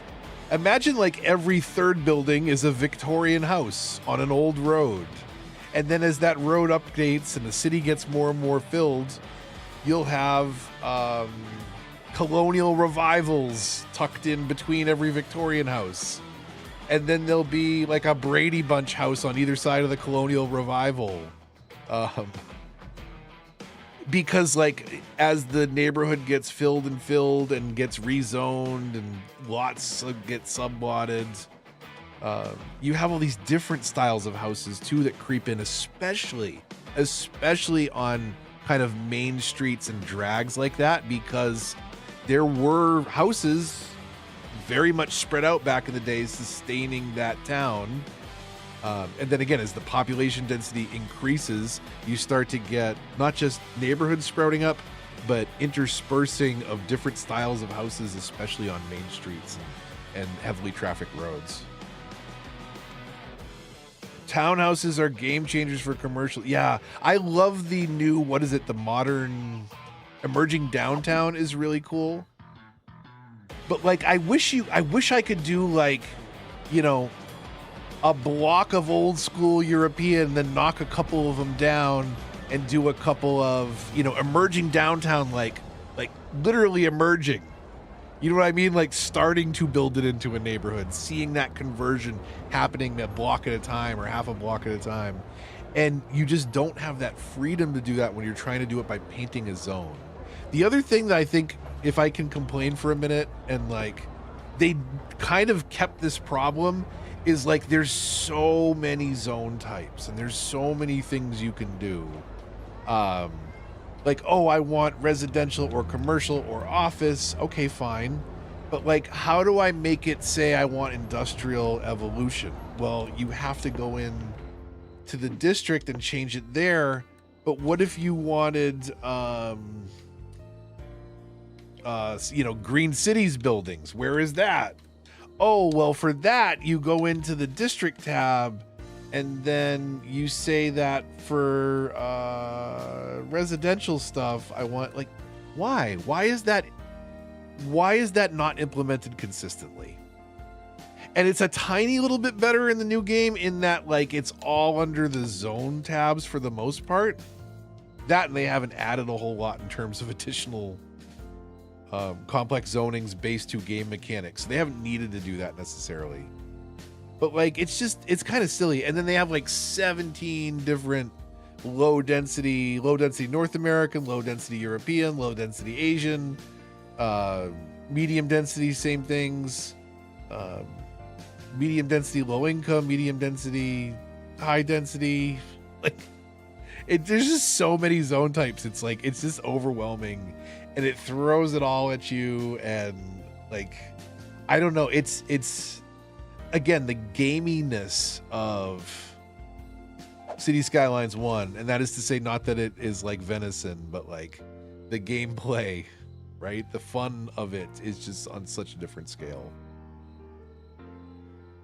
And maybe some of that comes, you know, some of that might come from the comfort of the art style, which, like AC said, like isn't necessarily dependent on the remastered upgrade or the latest and greatest Unity engine to give us that gray, realistic skyscraper look.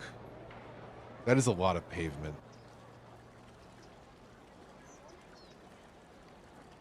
But you know, it's not about the graphics a lot of the time.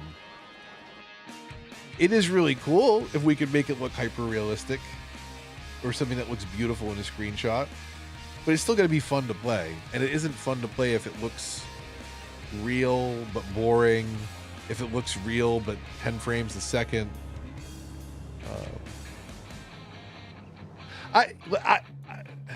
Okay, you all of you who are active in chat know exactly how I feel about City Skylines 2 and how I have felt about it since even before release. But I wonder if people are like, if anyone was like kind of on the fence and realizing like, oh, maybe people like Mouse were right. It was so bad the dev got fired. Like, there are people that just, is it technically a sunk cost fallacy? Like, once you bought the game, like, it must be good. I spent $90 on it. I defended it. It must be successful. It is great.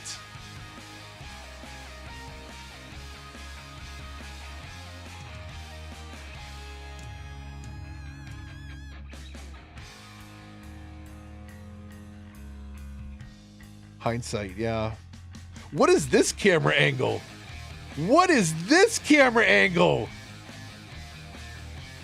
What is going on? Those were cars like stuck spawning on a road in a mountain on the side of the map. That was weird.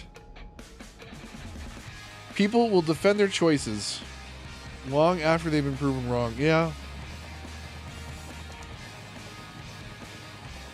It is true, yeah.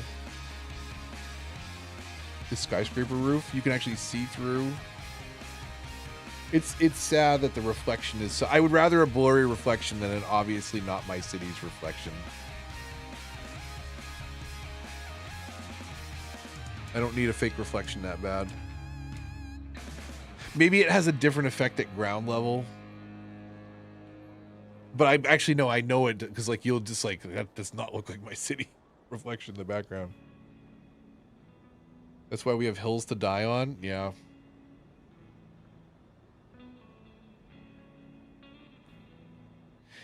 It's so like, I really want to work on this documentary because, well, one, like I mean, like you've seen some of my stuff. Like I generally just like making documentaries about games and stuff. Like I'm not the best at it, but sometimes I put some thought into the editing and writing, and this is a topic that is just so close to home. And it's like, this is a moment in time where like all the Cities 2 videos that I've done, like, oh, they messed this up now. Like, oh, this patch went sideways. Oh, they released 4 trees and everybody blew up. Like, it just was like stuff that just kept kind of piling on. But this is such a natural break point in the story because who's right? Was it CO's fault? Does it get fixed from here? Was it broken all along and it's still CO's fault? Because like if another company can't fix it, doesn't necessarily mean they were given a fair shake. But apparently they didn't have anything else going on, so like put these people on it. But I wonder, like they say it was mutual, like maybe there were enough people at CO that were like, we're not going to get this right. We should move on. Because it did not feel like they were making progress to me. As an outsider, not playing the game often, every like 4 or 5 months I would check it out. Or if there was a major update, I'd install it for, there's a fire. I would install it for an afternoon and play it for like 10 minutes and be like, this is still super clunky and boring and not interesting to me. I would rather play Cities 1, and I would literally uninstall it. It probably took me longer to download it than it stayed installed. And multiple times that happened to me. I'm just like, I don't even know why I'm doing this. It's like picking up, I don't know if anybody smoked, but it's like picking up a used cigarette and relighting it. Like, no, this is not good. This is not what you want. This is not good for anybody. You should never have done this. What about your life choices led you to this moment?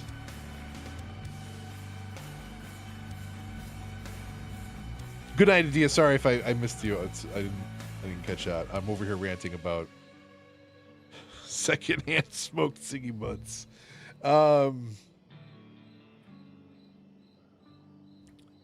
Stop, so gross. You got to be desperate. You got to be real desperate. Hopefully they were yours the first time round.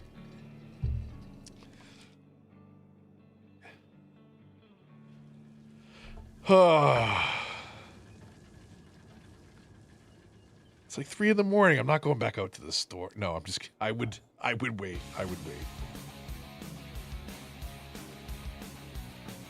Even grosser. Oh my God. Okay. Look at that bus stop. Oh my God. Humunculus. There's a park at night.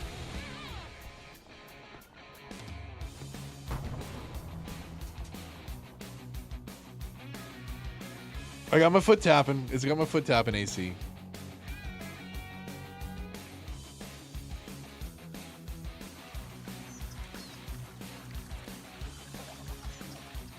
I really like, this is River Run, by the way. I was going to say I like River Run, but in case you're wondering what I mean by that, it's this city. I had a lot of fun building this, most of it on stream. The majority of the building, the majority of the grinding and letting it run and making 300 million with it was just using it as a screensaver basically to my workday.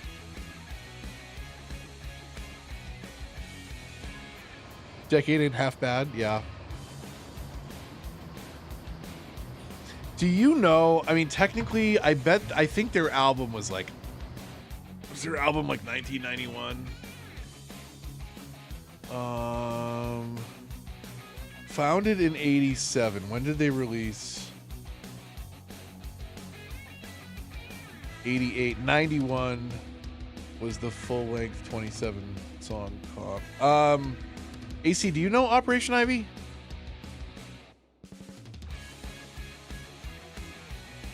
Since they released the full album in 1991, I can call it 1990s. But if that's 1990s, that might be. I really love Nirvana. I was in Nirvana before Nevermind dropped. A buddy turned me on to them. What was the album before that? Bleach? And then they hit it huge with Smells Like Teen Spirit. But I might put Operation Ivy above. No, I don't know if I can do. I don't know if I can say that. Saying it out loud.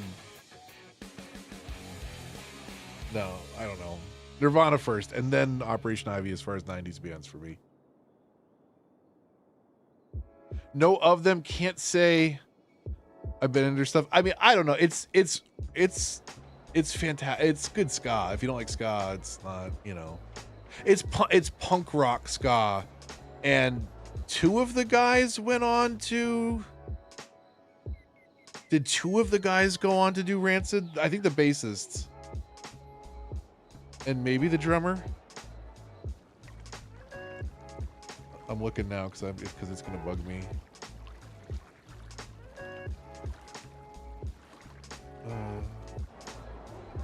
The bassist went to Rancid.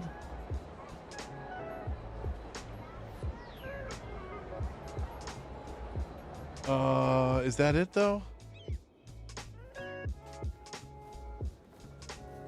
Okay, no, so the bassist and the guitar from Rancid were originally in Operation Ivy. That's what it is.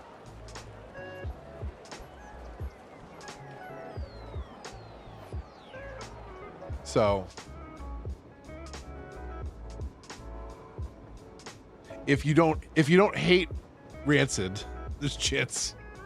But if you hate Rancid, like, it's the same guitar and bass essentially, but just a little rougher, a little punkier ska, a little like just earlier style. They were active 87 to 89 technically, but they're out, like the full album came out in 91. So I think they had already, the guitarist and the bassist had already split off to start Rancid at that point. I think that is the timeline. We went on talking about some weird tangents tonight. It's like me clicking through Wikipedia, basically. Yeah, there is a 27-song compilation. It's so good, AC. It's so freaking good. I think if you have Spotify or YouTube Music or whatever, I don't think it's called anything. I think it's just called Operation Ivy. On Spotify, it's called Operation Ivy 2007 Remaster. But it should be 27 songs. And they're like a minute and a half to 2.5 minutes each. And they are just 90s, late 80s, like cusp of 90s. Just banger punk rock ska, in my opinion. I love it. It's so good. It's a favorite album by far. Top 10 for sure for me, lifetime. Probably again, just behind Nirvana for me in the 90s. In terms of rock, there was so much good hip hop in the 90s that like that's actually tough to say now that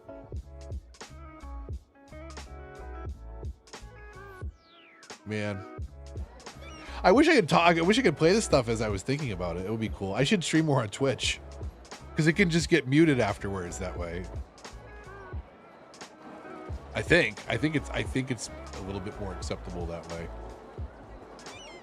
You can't just like, you know, stream music like a radio station, but get away with it a little bit more.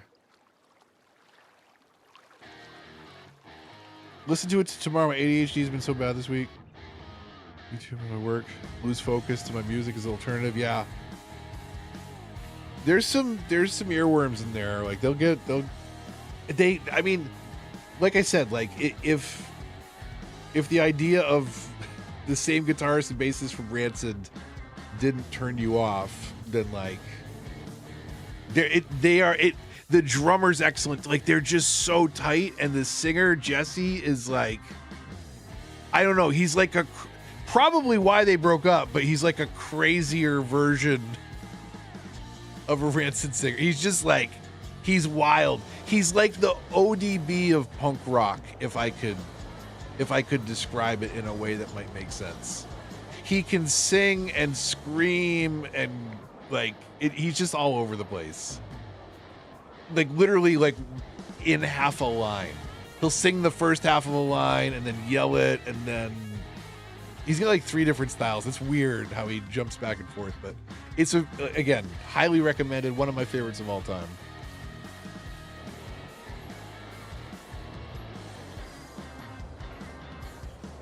I'm trying to think what album it was. It was whatever album they did before.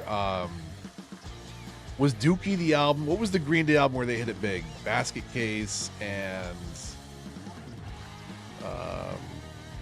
When I Come Around. I think that was the Dookie album. The album right before that, that has like no songs probably anybody would know except for a hardcore Green Day fan. They covered 2 Operation Ivy songs on that album, and I actually really like the cover of Knowledge on that. Another Fire. There we go. Also, what survey? We were talking about the survey earlier. Do you want to run through it again real quick? I'm building out a survey because I want to do a documentary. I had already researched a documentary that I was going to do called Paradox is the Worst. And I was going to... So this will be a section of the video. That'll be the chapter called Paradox is the Worst, most likely. Where I dive into the financials and talk about the recent history, especially of Paradox shuttering games. Like, they canceled Life by You. They switched developers and indefinitely delayed Prison Architect 2. There's some other examples, and they've had some horrible releases. Obviously, City Skylines 2, Lamplighter League. Like, they have just been taking L's like it is their job. And I was going to do a video on that, thinking like I've always suspected it was Paradox pressure that was causing some of the problems in the first place, but knowing that CO delivered 3 years late and hasn't done anything too stellar with this, I think there's also a bit of they caught lightning in a bottle and just couldn't recapture it. EU5 is any good either. Exactly, right? So like, I don't know if anyone wants a boring read. I shouldn't say that. It's actually really interesting when you decipher it. But any company that is publicly traded or has shareholders generally publicly posts information about how they're doing financially. And that includes a very detailed breakdown of how they are spending money, how they are investing it in forward thinking for the business. And Paradox goes into great detail about cities being their financial linchpin. And the way that it will make money is to create the product and continue to support it for a long time with DLCs and drip feeding it. And specifically, they call out leaning on the community to create content that they can then resell. They're literally like Cities 2 is a reset switch on the $400 of DLC that most of us here active in the chat have. We were going over to earlier, Wanderer, like, my mods have a lot of DLC, just like me. Like, you know, we're the target audience, and they hit the reset switch, but they didn't give us a good platform to bother investing in, you know, in my opinion. And that's why I want to get to the bottom of it with the documentary. Like, what, you know, I thought it was heavily the Paradox influence, but it could be a bit of both. You know, I hear that they mutually broke up, and I think that's a bunch of nonsense. But at the same time, like, you know, maybe they did want to walk away. Maybe they realized they could not capture that lightning again, and they're just like, let somebody else do it. We're the schmucks.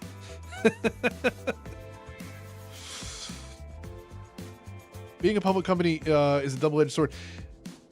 It means more, and I'm sorry, I'm leaning way back, so I'm having trouble. It means more transparent mostly, but the shareholders never have the best interest in mind. No, so that's the other thing. So, like, they are interested in these short-term gains. They're interested in their investment. They want to make more money. And that is a really unfortunate thing, is that as you turn it into money, you step away from what made it art in the first place. What made it interesting and different and not cookie cutter. And why is the freaking casino just in the middle of a city block? I said something about it last time. We gotta fix that at some point. That is shameful. We are gonna have to break out the bulldozer for that one. Greedy men in suits. Yeah, unfortunately. And it's every industry. I've talked about this a little bit, but it is really unfortunate, like, what is happening with AI. You have companies like a Salesforce firing, I think 8,000 people because they were able to, like, restructure support around AI assistance to customers, AI chatbots and stuff. And they just let a ton of people go. And we're going to see that in tech. We're going to see that really all over. There's a recent Senate report that estimates over the next decade in the United States, around 95 to 100 million jobs will be lost to automation and AI. And they're already inserting that into art.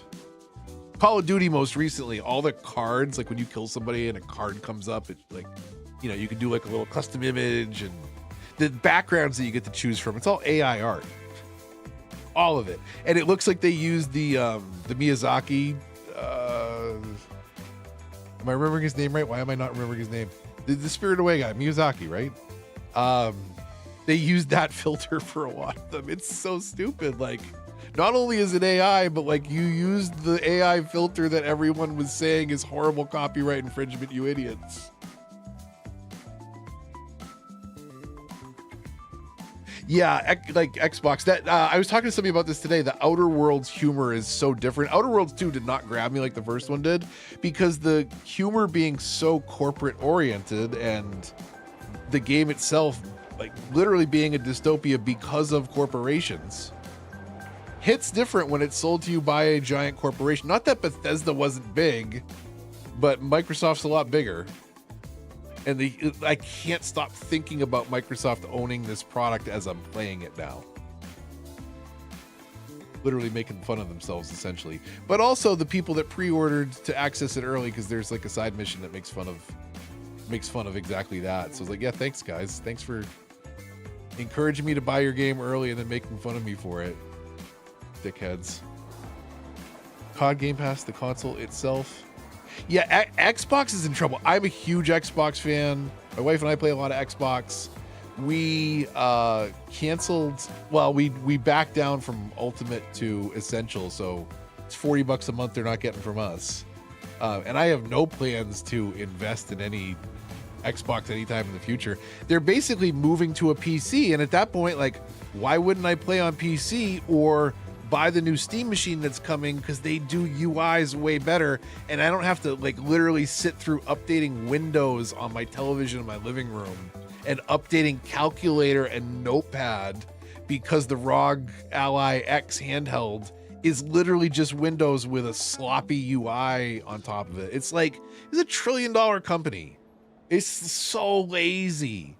It's so lazy. And then Steam a week later is like, hey, what do you think? Should we release this info now? Should we kill Xbox as a brand? Pull the switch, Gabe. Pull the lever, Kronk.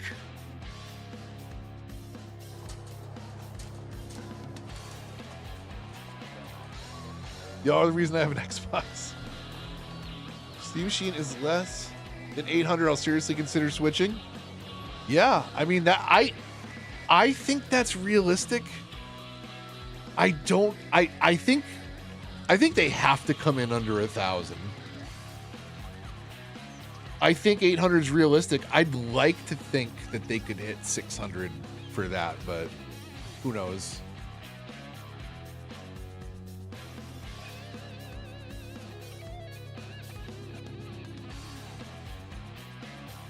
PlayStation might be screwed with the Steam Machine, not just Xbox. No, PlayStation is still a behemoth. And they have the fact that, like, if you want to play Sony games, if you want to play the new God of War, well, you get to do it first on the PlayStation. There's just going to be an audience for that kind of stuff for a long time. The problem Xbox had is that they just started releasing stuff on everything and commit, like, we'll release everything on everything. Not like PlayStation, which was like, okay, Spider-Man's huge. Let's wait a year and we'll put it on Steam. Like that makes a little bit more sense. But Xbox is just like, we'll put everything we make from now on all platforms because we're a publisher. We don't care about the Xbox. But you should care about our new Xbox hardware. Like, what? Guys, wait a minute. We got to rethink how we're marketing this. Your phone's an Xbox. Then why should I buy an Xbox? Then I already have an Xbox in my pocket.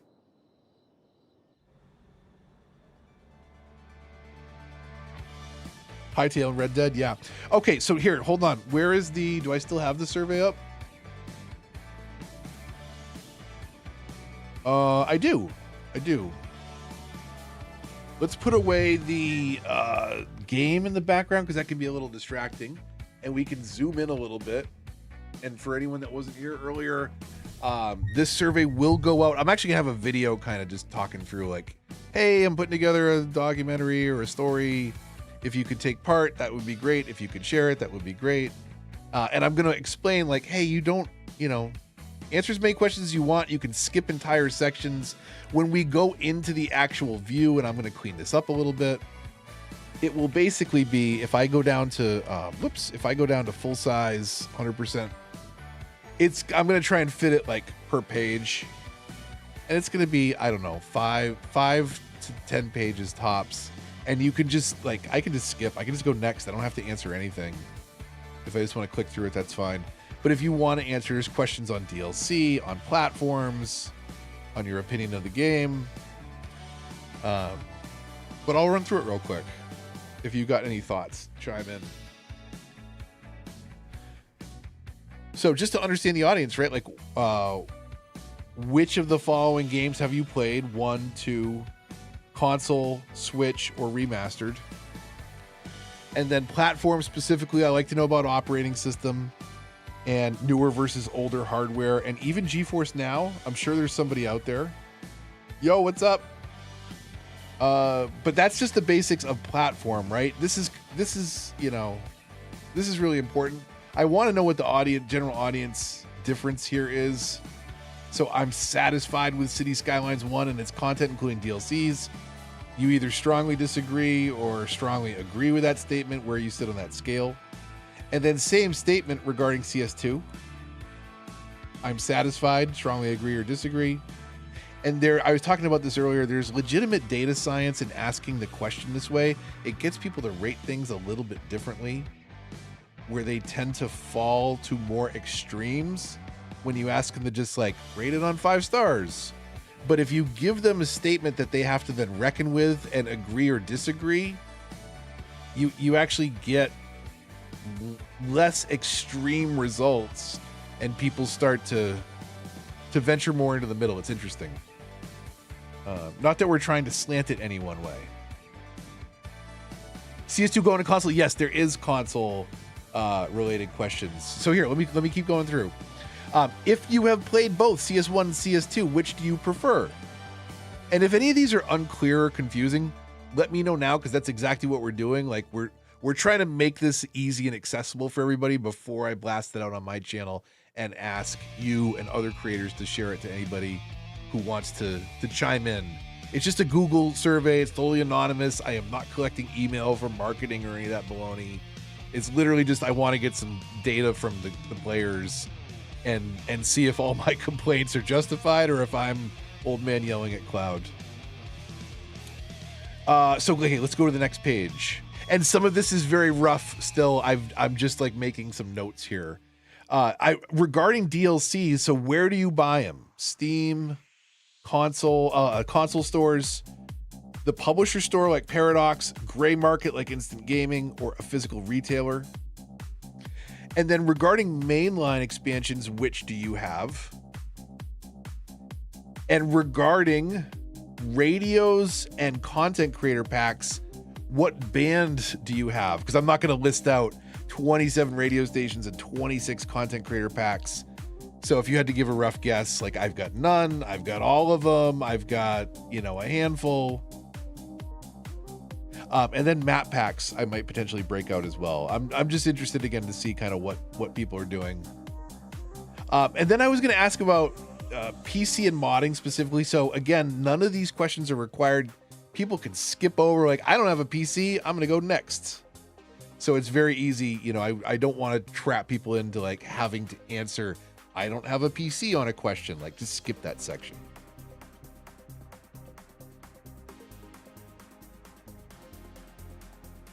So here with PC and modding, basically I want to establish, like, if you played CS1 on PC, did you mod or not? If you played CS2 on PC, did you mod or not? I do want to ask about, I should note this before I forget. Where is it? Map packs, mods. What was I gonna do? This song is throwing me off. I gotta skip it. CS1 mod or not? CS2 mod or not? Opinion on Steam Workshop to, what do they call it? Paradox mods, PDX mods. So I want to dive into that a little bit, and then I'll rephrase this a little differently, but do events like the traffic mod getting malware make you rethink modding? And one of those choices will be like, what malware?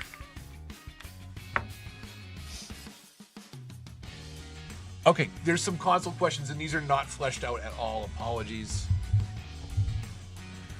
So, let me see. Are you working for Paradox on the side? No, I wasn't technically ever working for them. I did do a fair number of videos. I did like 4 or 5 for 2 different DLC releases and then a couple standalone videos. But those are all contract based. They give you early access. There's an NDA. I have been critical of CS2 since it came out, and they no longer share early access or NDA with me.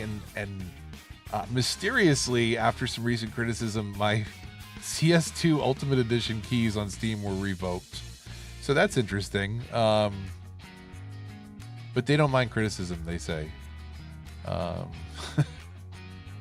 You should phrase the mods questions. Do you play CS1 on PC without mods? Just to make sure it is clear it's a PC player. Well, yeah, I'm gonna, like, and that's the thing, like, there's gonna be, so if you look at, so again, these aren't fully fleshed out, right? But if you look at it like as a viewer,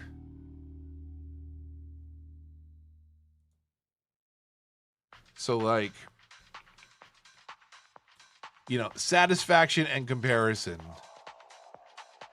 maybe DLCs and purchases and DLCs.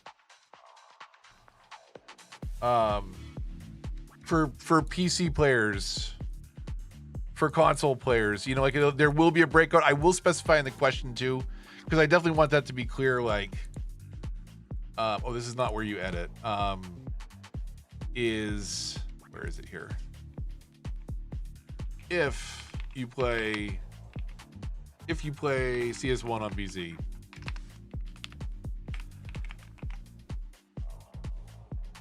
and then I can phrase it the same way just for consistency, but it's not like it matters to clarify on CS2 because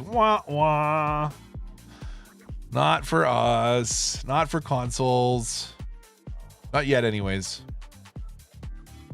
Don't always read anything. Maybe I'll put pictures. I'll put small pictures up top instead of at the bottom. Let me see. Okay, so consoles. I have it phrased stupid. I'm gonna have to flesh it out, but just because it's a meme, console when in the comments, and then sooner, later, or never. So I'm basically gonna frame it around: will we see it next year? Will we see it? Maybe we do. Maybe we add one more option in 2027. Will we see it next console generation, or will we see it never? But just console when, sooner, later, never has a nice, kind of a nice ring, a nice flow.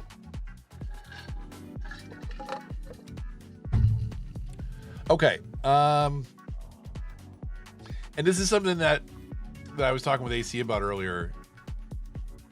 So for those of you that are console players, how do you feel about this statement? I feel compelled to buy DLC for Cities Skylines on console because of lack of access to mods. Do you agree or disagree with that statement? I strongly disagree. I don't feel compelled at all, maybe. Or do you feel compelled strongly? I know I feel compelled strongly because, like, I just want a little bit. I want a little bit. Give me just a little taste of a new feature or a new building or something, please. A flaming Elmo next to Never, we could work that in.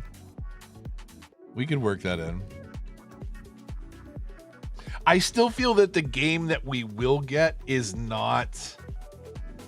I don't think the console community is going to be happy. Like, it is a game just because of my ability to warn people. I will buy no matter what. If they don't reach out to me, like, I will still pre-order that thing and tell the truth as soon as I can on it. But if I didn't have a YouTube channel, I would not spend money on Cities Skylines 2 if it came out. Because here's the thing, and I've talked about this in videos. It's still going. It's, you know what it's going to be? Let's say they nail the port perfectly. The most amazing port. It is the PC version. You cannot tell the difference. PC version sucks. The PC version is 52% on Steam. Literally 1 out of 2 people may or may not like it.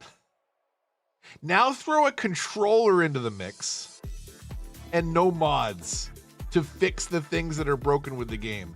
Maybe the new devs fix those things that are so broken with the game, and the simulation starts working, and the 32 teeth in every Sim's head were worth it all this time. But probably not. And at the end of the day, again, what does a console player get? They get the game, because there's no mods. And that has me so concerned that if they pull this broken console version out of the fire, the best they are delivering is a husk of a game that's designed to sell you DLC. But if anybody from Paradox is listening and wants to give me early access to it, I'd be happy to provide my honest feedback in an NDA forum at first. I'm willing to wait for embargoes to lift before I absolutely Cleveland Steamer your game. I'm sorry, that was really inappropriate. Jesus, what's wrong with me?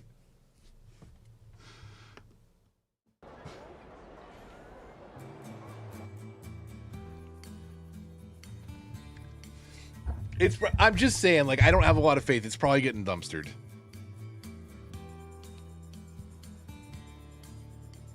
They can do mods on console. Chill Mouse, I'm sorry. I know I felt bad the second I said it. They can do mods with PDX mods on consoles. Frontier, they could. I know what you're saying, Decoy, but just to be clear, they could theoretically do that. Xbox especially. Bethesda is a great example. They recently broke modding in Fallout 4, the one I'm most familiar with. But for example, heavily script-based mods, things that change the game, are possible on Xbox. They're not possible to the same extent on PlayStation because they limit the functionality of what modded code, if you will, can do. So the problem there is that then they have to manage potentially two ecosystems.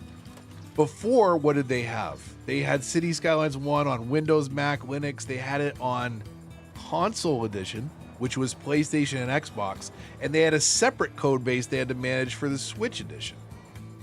Now, it's somebody else doing it, but it's more plates that you're juggling. I shouldn't say juggling plates. You're spinning the plates. You know what I'm talking about. You knew what I was talking about. But like I said, I just want to be clear, right? Like, they're not going to do that. PDX mods is just assets. They could have done it as some mods as well on Xbox, but not on PlayStation, or maybe some very minimal mods. But it's just like the way that it was understood, the way they wanted to implement it, it's just like it was a no from the beginning. It's a no from me, talk. And they were just like, we're not going to bother. And that, to me, is a nail in the coffin for the community right out of the gate. Because they never exhibited. Like, literally from those first couple videos. If you'll remember, like, they announced the trailer, and then they started to drip feed features every week in Dev Diaries. AI traffic. I don't know, shipping. All this nonsense, right? Like, they did a new feature every week. And it was just like, I could tell that they weren't building in the important stuff. New traffic AI, like literally Cities 1 is sold on the store. It might still be on the main Steam listing as a traffic simulator. Accurately create traffic simulations. Like it's one of the main points it bills itself as, and it has some of the worst traffic management. It has some of the stupidest traffic AI. And that continues in 2, so much so that the most popular mod, second most popular mod at the time, was Traffic, hundreds of thousands of subscribers, and it got infected with malware. So everybody got some malware. It just only impacted people with a certain crypto wallet. So that could have been so much worse. But like, that whole system can fall apart in so many ways when you're relying on your community to fix your game. Their supply chain attacks can happen at the dev level. Like, somebody would love to hack into, somebody like a Colossal Order and get it into their very base of their code. Somebody that would do that would probably hide it better and not, they would spy more than try and immediately steal data in an effort to hide it better. Anyways, that's a different topic for a different video. It has been a lot of tangents tonight. There are just tangents all over the place tonight. I hope you're okay with it. Do you think they have content creators test out the console version of the game? I mean, I don't know who, because I don't mean to toot my own horn, but like, there's not a lot of people. Is Ricky King still making stuff? Who's doing console stuff? Me, right? That's it. Was it Ricky King? Is that who? He does it. It's amazing stuff. I don't think he's uploading anymore. Ricky King Cities? Isn't that who it was? Yeah, he stopped at 11K subscribers. Yeah, a year ago. That's unfortunate. He did some really cool stuff. There were like a couple of creators on console, but like, I think I'm it.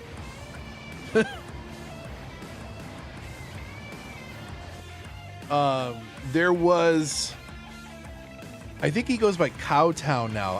He was some Fairlife Milk, which is a really weird name. He changed it around the time there was that Fairlife animal abuse fiasco. Creepy. Not him, but I understand why he changed the name. I just didn't know why he had the name in the first place. I mean, my name's weird. It's not a brand associated with another company, But he was doing some console stuff when I was coming up and getting started. Who the hell else did console stuff? Woody Powers. He had an amazing radio voice. He did, I think, an official video for the Cities channel.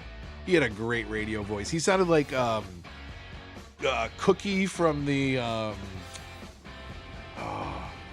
freaking Jackbox games, the game show host. I thought Woody Powers sounded just like Cookie Masterson, was it? I forget. Try to do console videos, but they did not do well. May try some streams again. Yeah, I mean, it's too late is the thing. There's not a lot of people picking it up at this point. I don't know.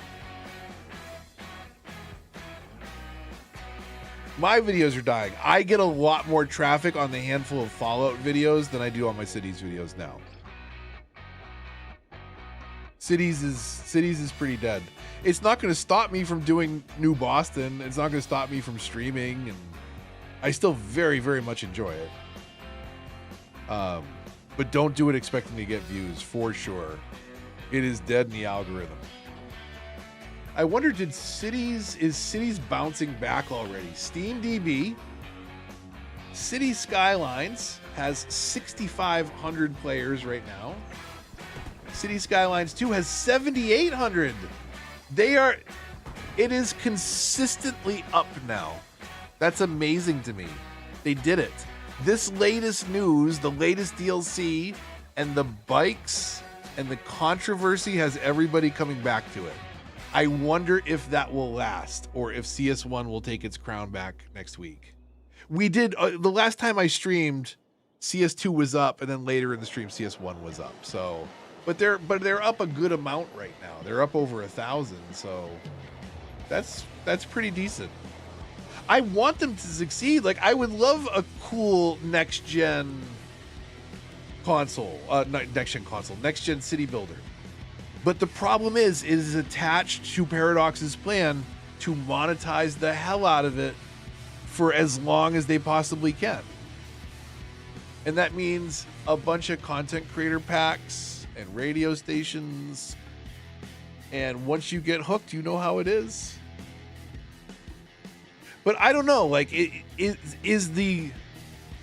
there's two things that are very different now, though, in a post-October 24th, 2023 world. They released CS2 like they fractured the community. Absolutely fractured it. But they also have an economy to deal with now. I don't know if they are familiar with what is happening to people's expendable income. But $400 worth of DLC is asking a lot right now. A $90 game with a 52% rating is asking me to take quite a leap of faith. Like, if I was considering buying the game today, I would be hovering over the uninstall button in Steam the whole time. Keeping an eye on the clock, making sure I don't go past the 2 hours.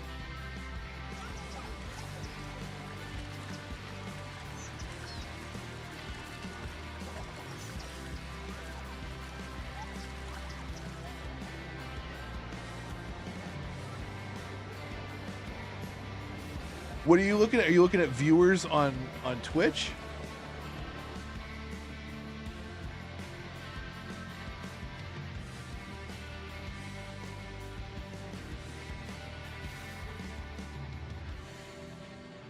CS had 40 viewers right now on Twitch.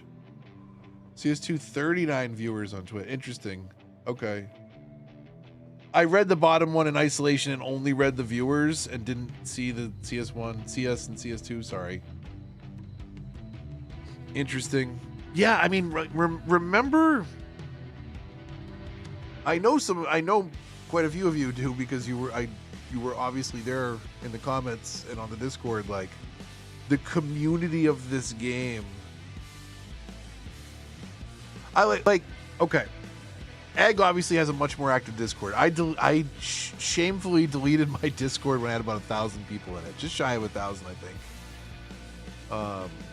It was stupid, but I did it, and I feel so bad because I see Egg's Discord with 1,000 people in it, and like Cities DLC comes out, and everybody talks about it that afternoon, and then like every other room is active, like people are sharing memes and cooking and music, and just nobody's talking about Cities. They're talking about the thing came out, but people aren't playing it for 100 hours and trying to troubleshoot and tweak and get advice from one another. And I mean, there's still some of that, but it's just like, it is not as active as you would expect 1,000 user server to be. I remember what a 200 user server looked like, you know, when people were coming by and asking questions about Let's Plays and how do I make this thing work? And it was just questions all day, every day. And like that excitement and community is not there. And I'm not saying that is Egg's fault. I'm saying that is City Skylines 2 sucking the life out of the community, quite literally.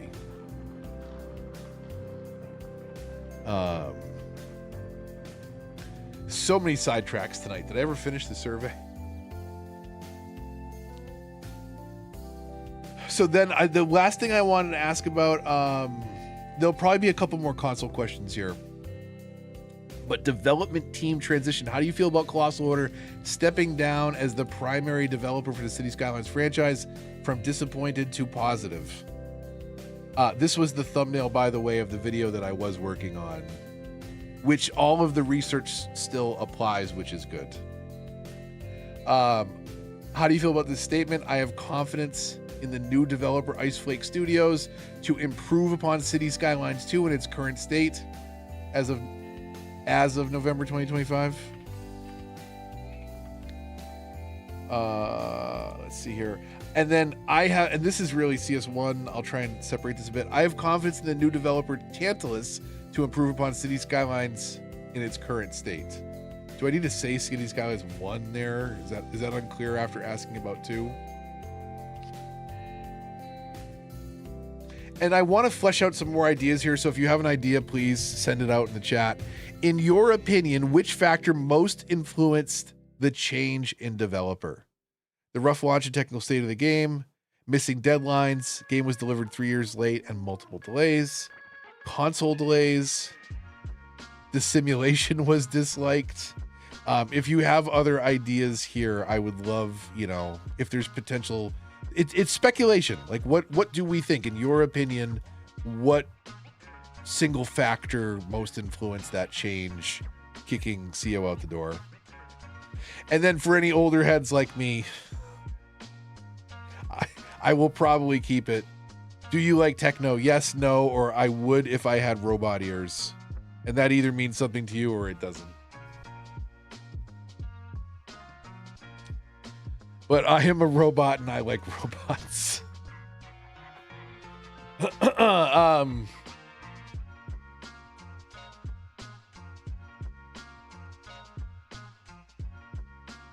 Has that been confirmed that Tantalus is going to keep working on CS1 console? So as far as I know, Decoy, because they technically took over sometime in the spring, I think, 2 batches of DLC ago. Tantalus took over as the ones implementing it into CS1. So not only console, which they had been doing before, but they also implemented it into the base game, into CS1, to free up CO to work on CS2 apparently. But that was confirmed. So like they don't have to do a ton, but when a new DLC comes out, they have to build new UI, new menus into the existing UI system. I have to have that new tab to switch to or that new zone to pick from. So there's a little bit of implementation, but the bulk of it is just adding another drop down, adding another zone type in a coded sheet somewhere, you know, and making sure that the UI is taking those, because the assets are done. they're imported in the same way. It's really just a matter of implementing it into the existing UI.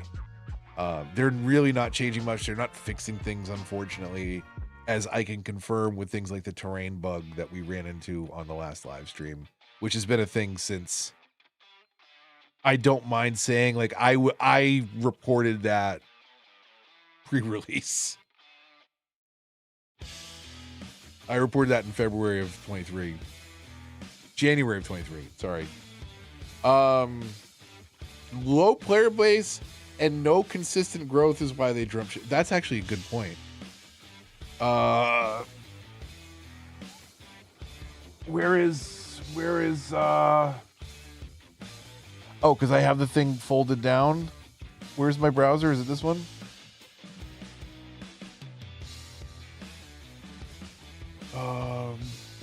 Yeah, I like that. I like that.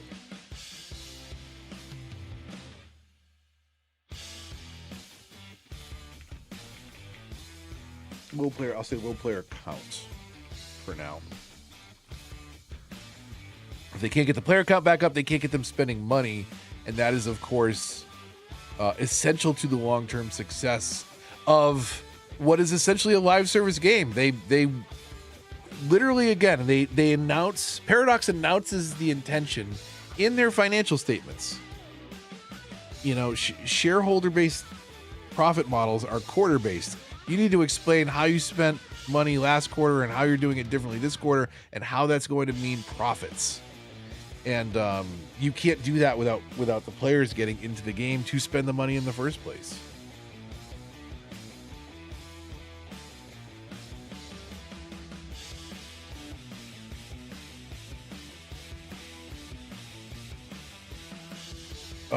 Okay, so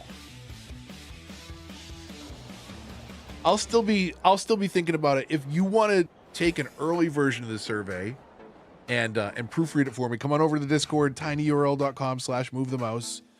I will send it out. I'll do two things. I'll create a post on my channel on on the community page, and I'll probably put out a short video just saying, like, hey, here's what I'm doing. Here's the basics. You can skip sections if you don't need it. It should take you 5 minutes tops. It can take you as little as 30 seconds if you just want to tell me what platform you play on, or you could close the video now. All that kind of nonsense. But I want to get the data out there and incorporate kind of community sentiment and an understanding of at least who my primary audience is and finding it in the first place. Kind of what some of their perspective is to shape the discussion a little bit around that. Not that it will, I'm not doctoring any points around it, but it just, it's good to know kind of where people are coming from when I'm telling the story of especially what happened over the last 2 years. But I mean, we're going back a decade at this point to talk about just cities, and we might dip our toes into Cities in Motion just a little bit to talk about that. So there's a lot. And like I said, I already did all the research on the Paradox financials because that's what my video was going to be. But now that is just a chapter in the greater story of City Skylines franchise to date. I don't think it's going to be the case. I think it's going to flop, to be honest. But I still to this day hope that this is the start of another No Man's Sky style redemption. But I know that it's not for one main reason. Because how much money has No Man's Sky charged us since the initial purchase of the game? Does anybody know how much all of the DLC and updates for No Man's Sky has cost beyond the initial purchase of the game? Anybody? The answer is $0. And there's no way that they're turning this game around and not asking us to spend money on it. It is the reason why they're turning the game around, because they need us to spend money on it. It is Paradox's cash cow. And with that as the major motivating factor, I don't think they're going to suddenly change everything about their DNA and everything that they have done wrong over the last couple of years from Layup Lighter League to Life by You to City Skylines 2 to Bad Updates to Prison Architect. What else? I don't even know. That is going to be another manic, like the DLC is overwhelming. All the failure is overwhelming. It's sad, honestly, because there's so much potential and there's a loyal player base. And at one point they thought that player base was pretty consistently thinking like, I like management games. I like Paradox. They're going to do something cool. It's like when I used to shop for records in the 90s. Like, I knew the handful I was going to go up and listen to just based off the labels or the bins they were coming from. Maybe it was, you know, some picks that a DJ put in a bin. Maybe it was certain labels that just would not miss all 90s. Like, Roulette Records, throw that in the bin. I'm buying it. I don't even need to crack it. Like, I know I'm bringing that home. It's going to be a banger. Drum Code Records, Adam Bear out of Sweden. Like, oh my God, absolutely automatic purchase. Like, you start to associate these brands with quality, and I'm sure that there were plenty of sim players that thought like Paradox. Oh, that's cool. What's Paradox doing next? They had PDX Con. I'm pulling that off now with games like CS2 coming out and crapping out every other game and canceling half of them. I just realized I switched over and like my console went to sleep. We're just sitting here on an Elgato screen. I'm the worst.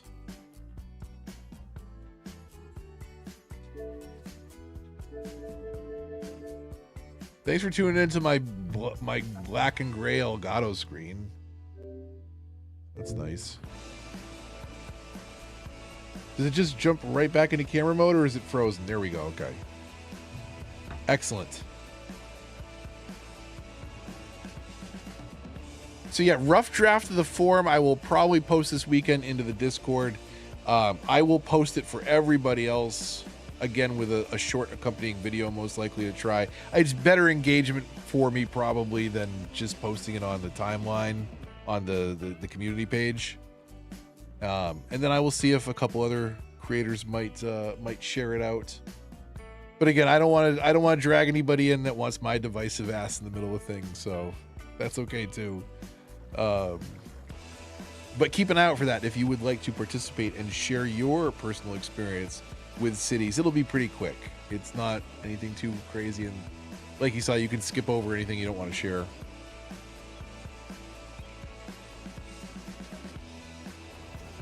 Good idea for CS fans. I mean, I want to, because I haven't surveyed. I did some very basic surveys years ago, and my audience was almost split perfectly down the middle.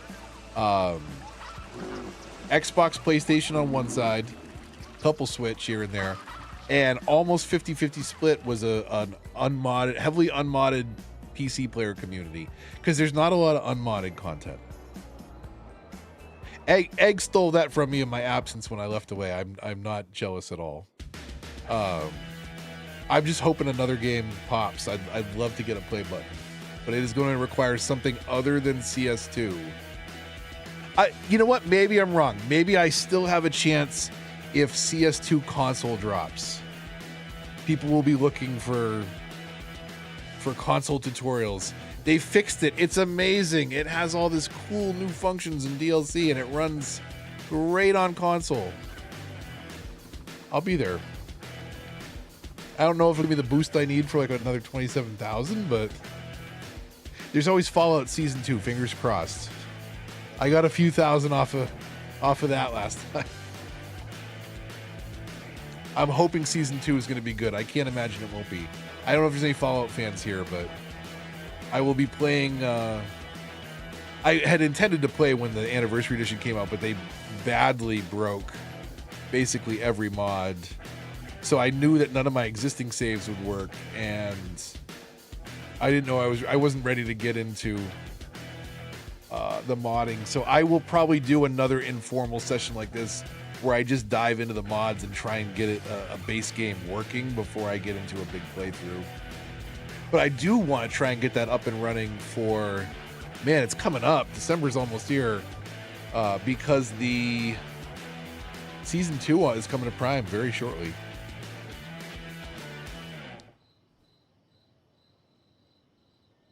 The I'm a Wiener shirt spraying itself with ketchup and mustard. Yeah, I love that one.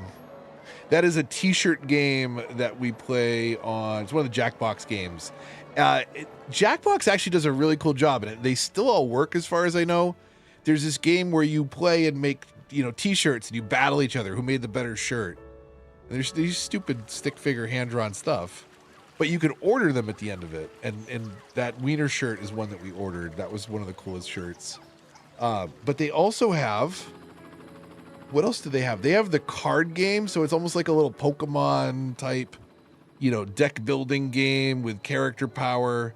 And you're drawing these characters, and then you can order the card set and play it as a card game. And if you play it a bunch of times, you can do a deck builder game. It's pretty cool. It's simple, but it's cool that they do that stuff. I feel like there was one more that they did. I don't know. The t-shirts though were very cool. Like being able to play a game, draw a silly shirt, and then ordering that shirt is pretty nice. It's pretty fun when stuff like that Wiener shirt happens. If you didn't see it,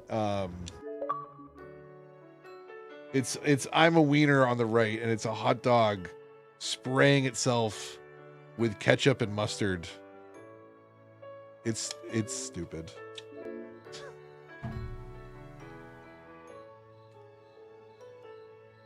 What is this sad little ballad? We're getting this out of here. And actually, we're getting out of here because it is midnight. It's Thursday. I don't know if I'm around streaming this weekend.